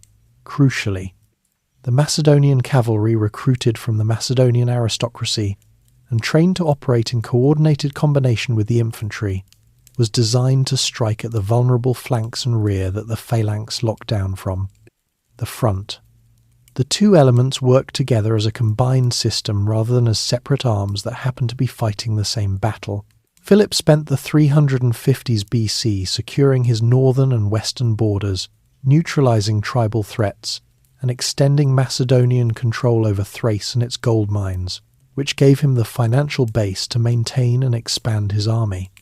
He also demonstrated a consistent preference for diplomacy, bribery, and well-timed marriage alliances over military force when those tools could achieve his objectives. He reportedly said that no fortress was impregnable if there was a donkey that could carry gold up to its gates, which was practical wisdom of the kind that made him simultaneously effective and difficult to trust. His involvement in the southern Greek world deepened through the 340s BC. exploiting the Sacred War, a conflict ostensibly about the control of Delphi that was actually about Theban and Phocian political competition, as a pretext for Macedonian intervention in central Greek affairs. The Athenian orator Demosthenes delivered a series of speeches warning Athens and other Greek states that Philip's steady accumulation of influence and territory represented an existential threat to Greek independence. The speeches were brilliant, largely accurate, and not particularly effective. The decisive moment came at the Battle of Chaeronea in 338 BC, where Philip's army met a coalition of Athenian and Theban forces in the most significant military engagement on Greek soil since the Persian Wars. Philip commanded the right wing of his line personally. His 18-year-old son Alexander commanded the Macedonian cavalry on the left. The coalition forces were broken, and with them the last organised military resistance to Macedonian hegemony over the Greek peninsula. Philip did not treat his victory as a licence for plunder. He returned the Athenian dead without ransom, released prisoners, and positioned himself as the leader of a united Greek world rather than its conqueror. The League of Corinth, established in 337 BC, enrolled the major Greek city-states. Sparta conspicuously refused to join under Macedonian leadership, with Philip as its hegemon. The stated purpose was a joint campaign against Persia, framed as retribution for the Persian invasion of 140 years earlier, which was politically useful framing, even if the actual motivation was more straightforwardly about expansion. Philip was assassinated in 336 BC at a public festival, killed by one of his own bodyguards in circumstances whose full political background ancient sources preserved imperfectly. His son Alexander, 20 years old, inherited the throne, the army, the league, and the planned Persian campaign. What followed over the next 13 years is one of the most documented and most debated sequences of events in ancient history, and its scale is still difficult to fully absorb. Alexander crossed into Asia in 334 BC with an army of approximately 40,000 infantry and 5,000 cavalry. He defeated Persian forces at the Granicus River in Asia Minor, liberated the Ionian Greek cities from Persian control, and moved south through Anatolia. At Gordium, where tradition held that whoever untied an ancient knotted rope would rule Asia, Alexander examined the knot, decided the method of untying was not technically specified, drew his sword, and cut it. Whether this story is historical or symbolic, it became the single most recognizable illustration of how Alexander approached obstacles that conventional solutions could not resolve. He met the Persian king Darius III at Issus in 333 BC, a coastal plain in what is now southern Turkey, where Alexander's tactical assault broke the Persian centre, and Darius withdrew from the field, leaving behind his mother, wife, and children in the camp. Alexander reportedly treated the royal family with formal courtesy, which was both genuinely civilized and excellent propaganda. Rather than immediately pursuing Darius into the Persian heartland, Alexander turned south along the coast, systematically securing the eastern Mediterranean seaboard to eliminate the Persian navy's ability to operate from its home ports. The siege of Tyre, on a fortified island off the Phoenician coast, lasted 7 months and required the construction of a causeway from the mainland before the city fell. Gaza required 2 months more. Alexander then moved into Egypt, where he was welcomed as a liberator from Persian rule, visited the oracle of Amun at the oasis of Siwa, where the oracle apparently addressed him in terms suggesting divine parentage, a development Alexander found worth publicizing, and founded the city of Alexandria near the western edge of the Nile Delta. He would eventually name at least 20 cities after himself across his campaign route. He also named one after his horse, Bucephalus, after the animal died in India. It is the only city in history named after a horse, which is either a touching tribute to a beloved companion or a reflection of Alexander's priorities that does not bear too much examination. The Battle of Gaugamela in 331 BC, on a plain in what is now northern Iraq, was the decisive engagement of the Persian campaign. Darius had prepared the ground carefully, levelling the terrain to give his war elephants and scythe-wheeled chariots room to operate. Alexander's response was a coordinated cavalry assault through a gap in the Persian line that reached Darius directly, causing him again to withdraw. The Persian formation disintegrated. Darius fled east and was subsequently killed by his own officers. Alexander took Persepolis, the ceremonial heart of the Persian Empire, and burned the great palace complex. Their ancient sources suggest the burning was a deliberate act of retribution for Xerxes' destruction of Athens, though the more prosaic version has the fire started accidentally during a late-night celebration. The campaign continued east through Bactria into what is now Afghanistan and Central Asia, encountering guerrilla resistance of a kind the Macedonian force was structurally less well designed to handle than pitched battles. Alexander crossed the Hindu Kush, reached India, and won a hard-fought battle against the Indian king Porus at the Hydaspes River in 326 BC. His army, which had been marching and fighting for 8 years, declined to go further. They had reached a point beyond which, as far as they could determine, the known world simply continued indefinitely. Alexander reportedly wept. Ancient sources disagree on whether from frustration or from grief that there were no more worlds to conquer, which is the kind of story that says more about what later generations wanted Alexander to have felt than about what he actually felt. The army turned back. Alexander reached Babylon in 323 BC and died there in June, at the age of 32. The cause of death remains debated: fever, following heavy drinking, typhoid, poisoning, or some combination of factors that the ancient sources record with their usual helpful inconsistency. He had ruled for 13 years, covered roughly 20,000 miles, and built an empire that stretched from Greece to the border of India. He left no designated successor, the Hellenistic world. Alexander died in Babylon in June of 323 BC without naming a successor, and the men who had served as his generals spent the next 40 years fighting each other with a thoroughness that would have been impressive if it had not been so destructive. The conflicts among Alexander's successors, the Diadochi, as historians call them, went through several phases of shifting alliances, betrayals, and military campaigns across the full breadth of the former empire, before the dust settled into something resembling a stable arrangement. What emerged by around 275 BC were three main kingdoms. The Ptolemaic dynasty controlled Egypt and, for much of the period, parts of the Levantine coast.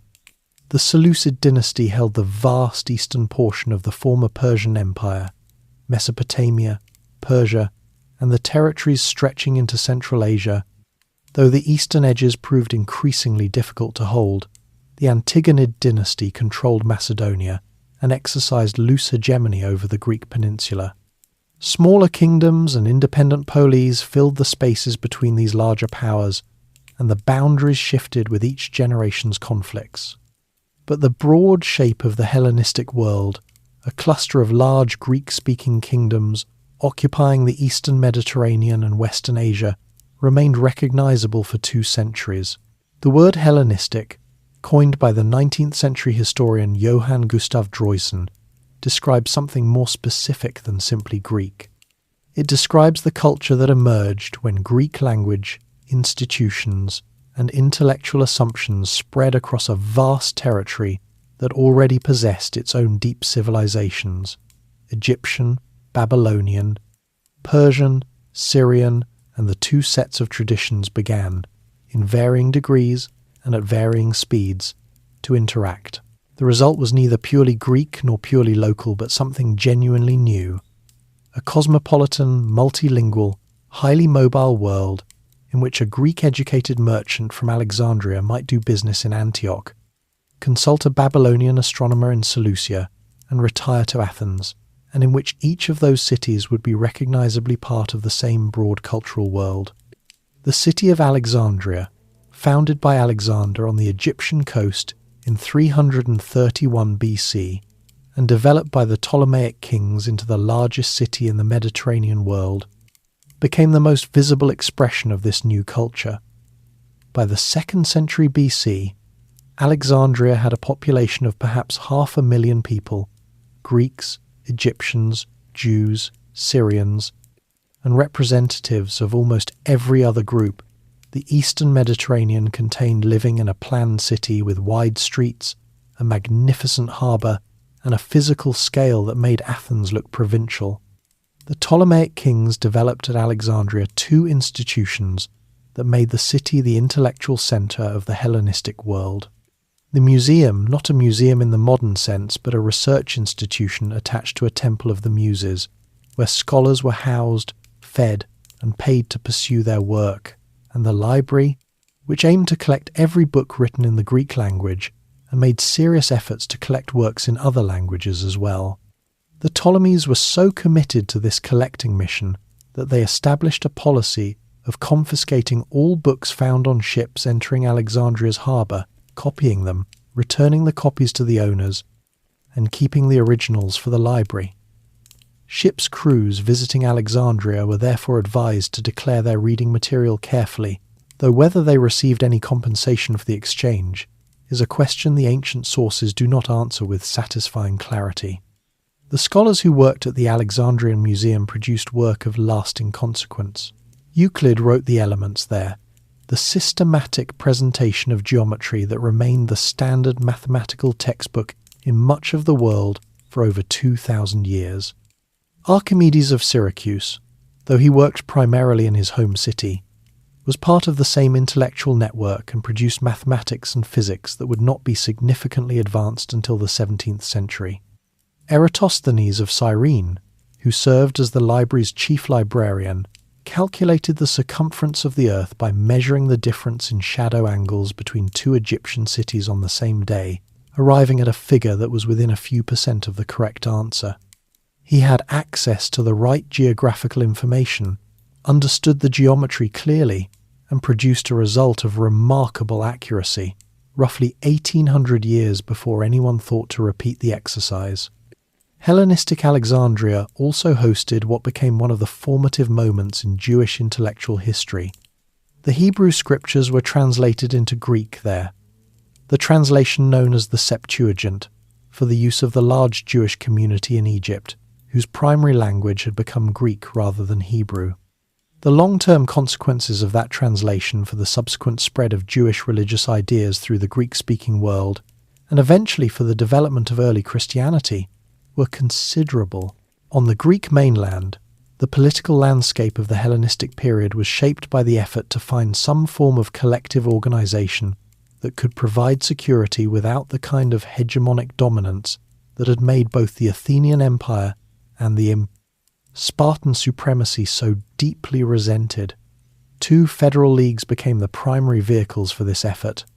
The Achaean League, centered in the northern Peloponnese, gradually absorbed most of the southern Greek cities, including Corinth and eventually Sparta. The Aetolian League controlled much of central Greece. Neither was a unified state member. Cities retained their internal autonomy, but both maintained common foreign policy, shared military forces, and elected federal officials. They were genuine experiments in federal organization, and they functioned with reasonable effectiveness for roughly a century. The philosophical schools of the Hellenistic period reflected the changed circumstances of Greek intellectual life. Plato's Academy and Aristotle's Lyceum continued in Athens, but new schools emerged that addressed a world in which the comfortable assumption of the classical polis, that the good life was lived as an engaged citizen of a self-governing community, had been undermined by the scale of the new kingdoms and the obvious limits of individual political agency. Stoicism, founded by Zeno of Citium, who began teaching in Athens around 300 BC, argued that virtue was the only true good, that external circumstances including wealth, status, and political conditions were indifferent to genuine happiness, and that the wise person found their freedom in the control of their own judgment rather than in the control of their environment. It was a philosophy well designed for a world in which most people had little control over their political environment and needed a framework for living well regardless. Epicurus, teaching in Athens at roughly the same time, offered a different response to the same problem. the cultivation of simple pleasures, friendship, and philosophical contemplation as the path to a tranquil life, with deliberate withdrawal from the anxieties of political ambition and public life. Both schools found audiences well beyond the Greek world proper. As Greek became the common language of educated people across the eastern Mediterranean and beyond, Stoic and Epicurean ideas travelled with it, reaching audiences in Rome, in Egypt, in Syria, and eventually influencing intellectual traditions far removed from the Athenian streets where they had developed. The Hellenistic period was, simultaneously, a time of genuine intellectual and artistic achievement and a time of political fragility. The successor kingdoms were wealthy and culturally productive, but their dynastic politics were brutal. The Ptolemaic family history in particular features a succession of poisonings, murders, and sibling marriages that would have supplied a modern television drama with multiple seasons of material. The Greek mainland was squeezed between the larger powers, dependent on their goodwill, and periodically the site of fighting as the Macedonian kingdom attempted to maintain its hegemony against the resistance of the leagues. From the western end of the Mediterranean, a new power had been quietly accumulating the territorial control and military capability that would eventually make all of these calculations irrelevant. Rome had defeated Carthage in the First Punic War by 241 BC and was developing the combination of military organization, political flexibility, and disciplined persistence that made it unlike anything the Hellenistic world was accustomed to dealing with. The first direct military contact between Rome and the Greek world came when the Macedonian king Philip V allied with Carthage during the Second Punic War, prompting Rome to look eastward with the focused attention of a power that had just learned how dangerous neglected threats could become. The Hellenistic world had another century to run before that attention resolved into conquest, but the direction of travel was already clear enough to those who were paying attention and were not too invested in believing otherwise, which was most people. Byzantine Greece, the long Middle Age. The Roman Empire did not fall in a single moment. It drifted, reorganized, and transformed across several centuries, shedding some characteristics while retaining others, until what remained was recognizably different from what had existed before, but still, in its own understanding, continuous with it. The eastern half of the empire proved considerably more durable than the western. While the city of Rome fell to the Visigoth leader Alaric in 410 AD, and the last Western Roman emperor was deposed in 476 AD, the Eastern Empire continued without interruption, ruled from Constantinople for nearly another 1,000 years. That Eastern Empire is what historians call Byzantine, a label the people who lived in it would not have recognized or used. They called themselves Romans, considered their state the direct continuation of the Roman Empire, and spoke Greek as their primary language. The gradual shift from Latin to Greek as the empire's working language was a process rather than a policy decision. Greek had always been the dominant language of the eastern provinces. By the reign of the Emperor Heraclius in the early 7th century AD, Greek had become the formal language of imperial administration, replacing Latin in official documents and military command. The empire was Roman in its legal traditions and imperial ideology, Greek in its language and cultural orientation, and Christian in its religious framework, a combination that made it unlike anything that had existed before it, and unlike anything that came after. The founding of Constantinople itself was the pivotal act. In 330 AD, the Emperor Constantine the Great formally dedicated a new imperial capital on the site of the old Greek city of Byzantium, a strategically positioned settlement at the narrow strait connecting the Black Sea to the Aegean. Constantinople, the city of Constantine, was built rapidly, designed consciously as a new Rome, complete with 7 hills, a forum, a hippodrome, and eventually a senate. It was also, from relatively early in its existence, a Christian city, as Constantine had extended imperial favour to Christianity, and his successors had completed the process by making it the empire's official religion in 380 AD. For Greece, and the Greek peninsula specifically, the transition into the Byzantine period meant a significant reorganization of both physical and cultural life. The old pagan temples were closed, repurposed, or demolished across the course of the 4th and 5th centuries.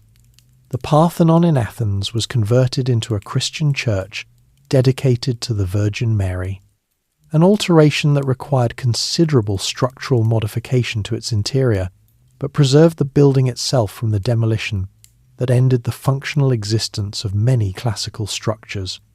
The Erechtheion became a church.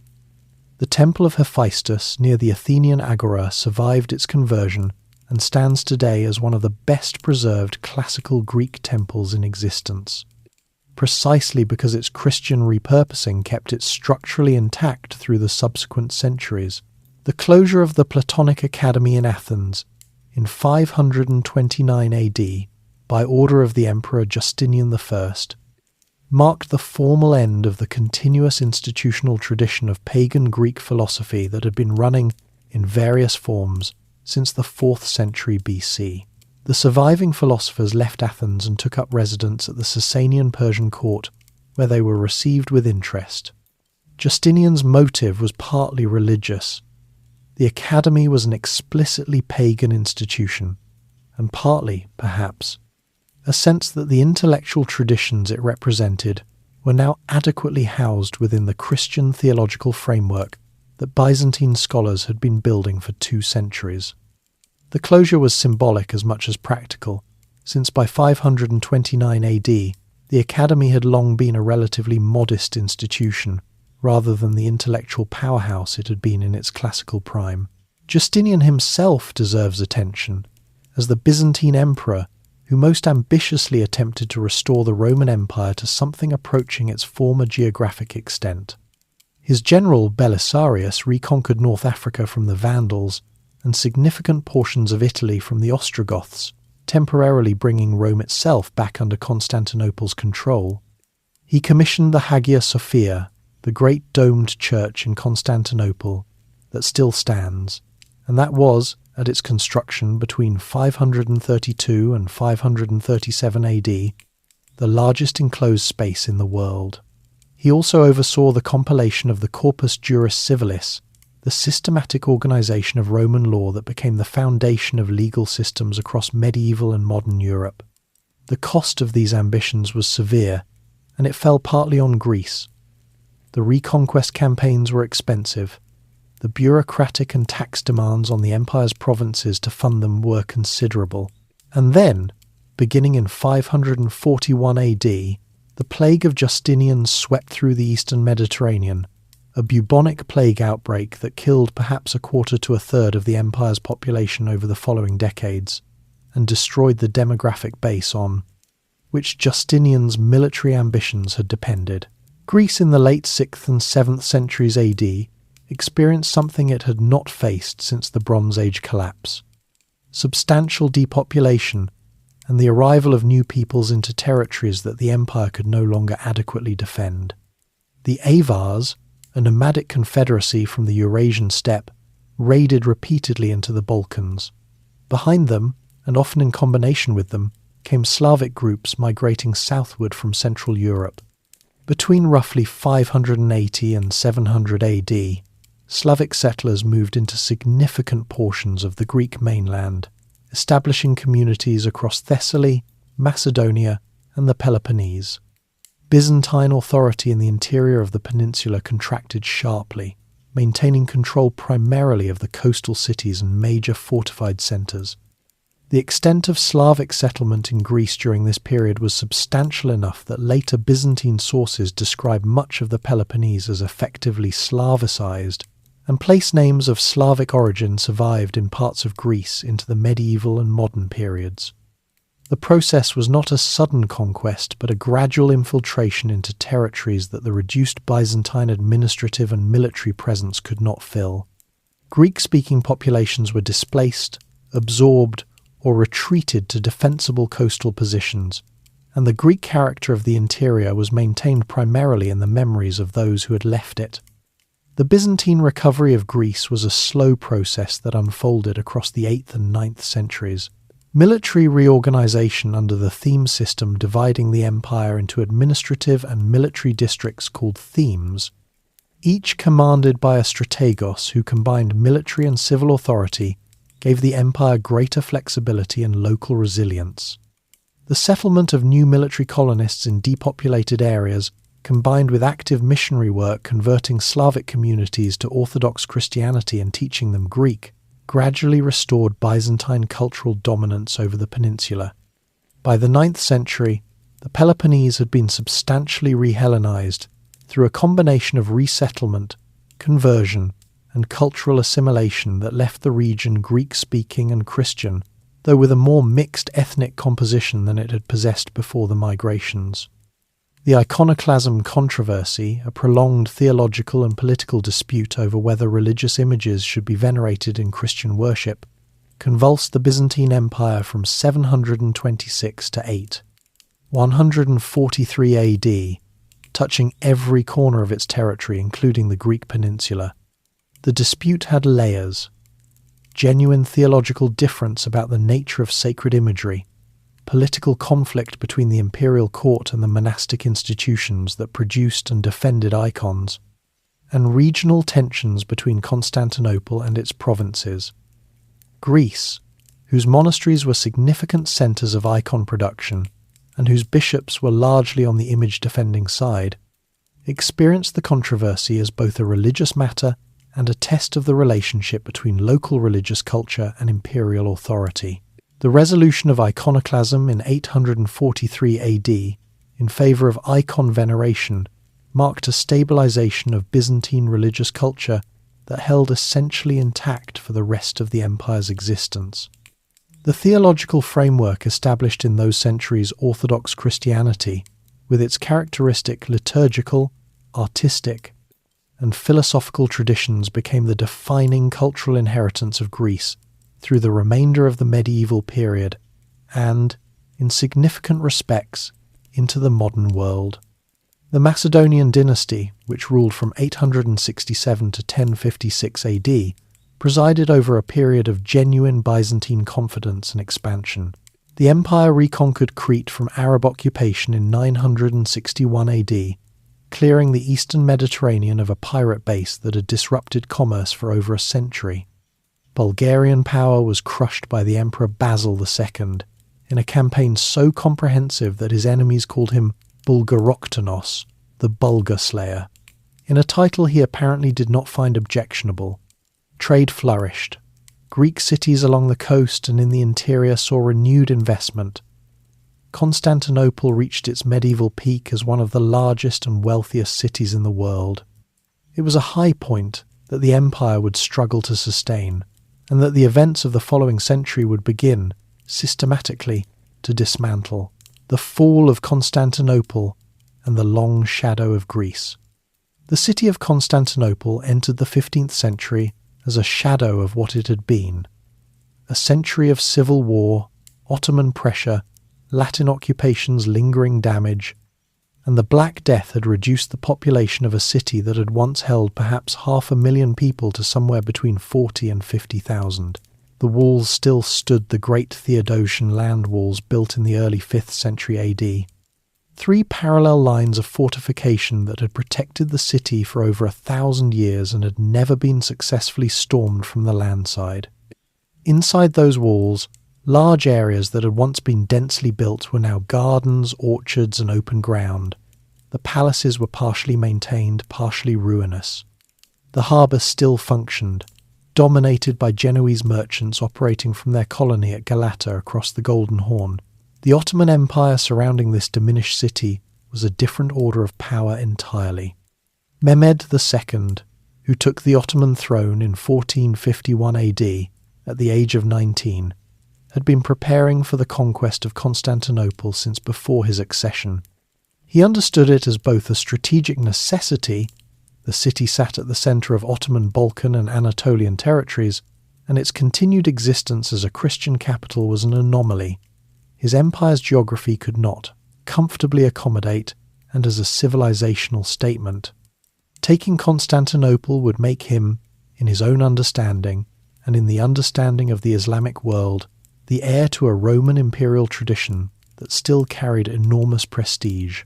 The preparations were methodical. Mehmed commissioned a massive new cannon from a Hungarian engineer named Urban, who had first offered his services to the Byzantine Emperor Constantine XI and had been turned away for lack of funds. The cannon Urban built for the Ottomans could fire stone balls weighing several hundred kilograms over a distance of more than a mile, and Mehmed had several constructed, along with a substantial conventional artillery train. He also built a fortress on the European side of the Bosphorus Rumeli Hisari in 1452 AD, cutting off Constantinople from Black Sea supply routes. The siege began in early April of 1453 AD. Constantine XI commanded a defending force estimated at somewhere between 7,000 and 10,000 men, a mixture of Greek citizens, Venetian and Genoese volunteers, and various other Western fighters who had chosen to remain against an Ottoman army of perhaps 60 to 80,000. The disproportion was stark, and both sides understood it. Constantine had sent repeated appeals to the Western European powers for assistance on a scale that might genuinely alter the military balance. Those appeals produced promises that arrived slowly, incompletely, and largely too late. The Genoese captain Giovanni Giustiniani Longo led the defence of the land walls with considerable skill for nearly 2 months, coordinating repairs to walls damaged by artillery during the day and organising sorties at night. The Ottomans attempted a naval assault on the chain blocking the Golden Horn, found it held, and responded by hauling a portion of their fleet overland on greased logs around the Genoese colony of Galata and into the Golden Horn, an engineering operation of sufficient audacity that the defenders were genuinely surprised when they saw Ottoman ships appearing where no Ottoman ships should have been. On the 29th of May, 1453 AD, the final assault came. Giustiniani was wounded early in the attack and was carried from the walls. His departure, whatever its cause, broke the coherence of the defence at the most critical moment. The Ottomans broke through the walls at a small gate in the section near the Blackenay Palace. Constantine XI, removing his imperial insignia so he could not be identified for capture, fought in the general melee as the Ottoman forces poured into the city. He was not seen alive again. The empire that had maintained unbroken continuity with Rome for over 1,000 years ended, in its last moments, with its last emperor fighting on foot in the streets of his own capital. Mehmed entered the city that afternoon. He went directly to the Hagia Sophia, which was converted to a mosque immediately, and is recorded to have picked up a handful of earth and poured it over his turban in a gesture of humility before God. Whatever his private feelings on the day, his subsequent treatment of the city was notably restrained by the standards of medieval conquest. Looting was permitted for the traditional 3 days, and then stopped. The Greek population that remained was not expelled. The Orthodox Patriarchate was restored and maintained, with the Patriarch given authority over the Greek Christian community under Ottoman administration. The millet system the Ottomans used to govern their non-Muslim subjects gave the Greek Orthodox community a degree of internal self-governance. The ecumenical patriarch in Constantinople retained religious authority over Orthodox Christians throughout the empire, conducted services, maintained church institutions, and functioned as the official intermediary between the Greek community and Ottoman authority. It was not independence, and the conditions attached to this arrangement were real, but it preserved a continuous institutional structure for Greek religious and cultural life through the centuries of Ottoman rule. The remaining fragments of Byzantine political authority fell quickly after Constantinople. The Despotate of Morea, that late Byzantine enclave in the Peloponnese centred on Mistras, fell in 1460 AD when Mehmed's forces moved south. The Empire of Trebizond, the last surviving Byzantine successor state on the Black Sea coast, fell in 1461 AD. The political map of the Greek world, which had been complicated to the point of illegibility for the previous 2 centuries, was now Ottoman throughout. But something had already left. and what left mattered enormously to what the world was about to become. Through the decades preceding 1453 AD, and continuing in the years immediately after, Greek scholars had been moving westward, some fleeing the advancing Ottoman tide, some responding to invitations from Italian humanist patrons who had developed an intense interest in the Greek intellectual tradition, some simply following the opportunities that the cultural excitement of the early Italian Renaissance was generating. They carried with them manuscripts, copies of Plato and Aristotle, of the Greek historians, of the mathematical and scientific works of the Hellenistic period, of the Greek dramatists, of Homer. Many of these texts existed in Western Europe only in Latin translation, in incomplete form, or not at all. The Greek scholar Gemistos Plethon attended the Council of Florence in 1439 AD and gave lectures on Plato that inspired Cosimo de' Medici to establish the Platonic Academy of Florence, the institution that would educate the scholars and artists of the Florentine Renaissance. Cardinal Bessarion, a Greek churchman who had converted to Roman Catholicism, spent decades in Rome collecting Greek manuscripts and eventually donated over 1,000 volumes to the Venetian Republic, forming the nucleus of the library now known as the Bibliotheca Marciana. Manuel Chrysoloras, who taught Greek in Florence at the start of the 15th century, was the direct teacher of several figures central to the Italian humanist movement. The recovery of the full range of Greek classical texts, particularly the Platonic dialogues in their complete form, the pre-Socratic philosophers, the Greek historians and dramatists, fed directly into the intellectual transformation that the Renaissance represented. The European rediscovery of Greek learning was not entirely a product of Byzantine emigration. Some texts had been preserved in Western monasteries, others had come through Arabic translation, but the Greek scholars arriving from the East accelerated the process enormously, brought with them direct knowledge of the Greek language that made primary source scholarship possible, and created the intellectual networks through which classical learning was disseminated, translated, and applied. The effects cascaded outward. Erasmus learned Greek and produced a corrected edition of the New Testament that contributed to the Protestant Reformation. The recovery of Archimedes' mathematical works influenced the scientific revolutions developing mathematics. Aristotle, already known in the medieval West through Arabic translations, was now available in full in Greek, reshaping natural philosophy. The Greek political texts, Thucydides, Plato's Republic, Aristotle's Politics entered the vocabulary of Renaissance political thought and eventually influenced the constitutional thinking of the American founding generation, who considered themselves, with only moderate exaggeration, the heirs of the Athenian and Roman traditions simultaneously. Under Ottoman rule, the Greek population maintained its language, its Orthodox Christianity, and a distinct cultural identity through 4 centuries of accommodation, negotiation, and periodic conflict. The Phanariates Greek families based in the Phanar district of Constantinople near the Patriarchate developed into a significant administrative and intellectual elite within the Ottoman system, serving as interpreters, diplomats, and eventually as governors of Ottoman provinces in the Balkans. They also maintained Greek educational and literary culture, sponsoring schools and printing presses that kept the Greek language literate and producing the educated class from which the Greek national movement of the late 18th and early 19th centuries would draw its leadership. The Greek War of Independence, which began in 1821 AD, was therefore not a sudden emergence from historical silence, but the culmination of a gradual reconstruction of Greek national consciousness shaped by the preserved language, the Orthodox religious identity, the classical heritage that European Philhellenism had spent 3 centuries celebrating, and the political ideas of the Enlightenment arriving back in Greece partly through the very channels of Greek classical learning that had fed the Enlightenment in the first place.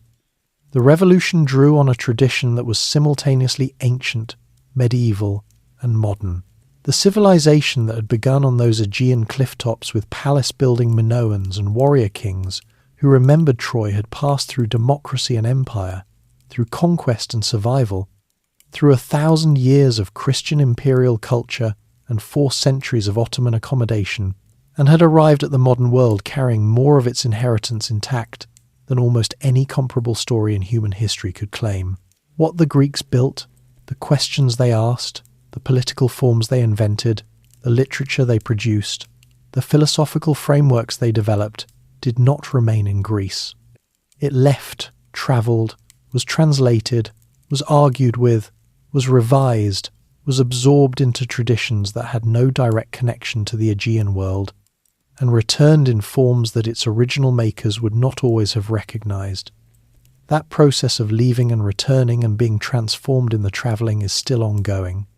The story that began in the silence after the Bronze Age collapse, with scattered communities rebuilding from almost nothing, never entirely stopped. And so, quietly, we reach the end of this long and remarkable journey. 3,000 years of history, carried through empires and dark ages and conquests and slow recoveries. If you are still awake at this point, that is genuinely impressive, and also perhaps a sign that you should try closing your eyes and letting the rest settle in on its own. The story is safe now.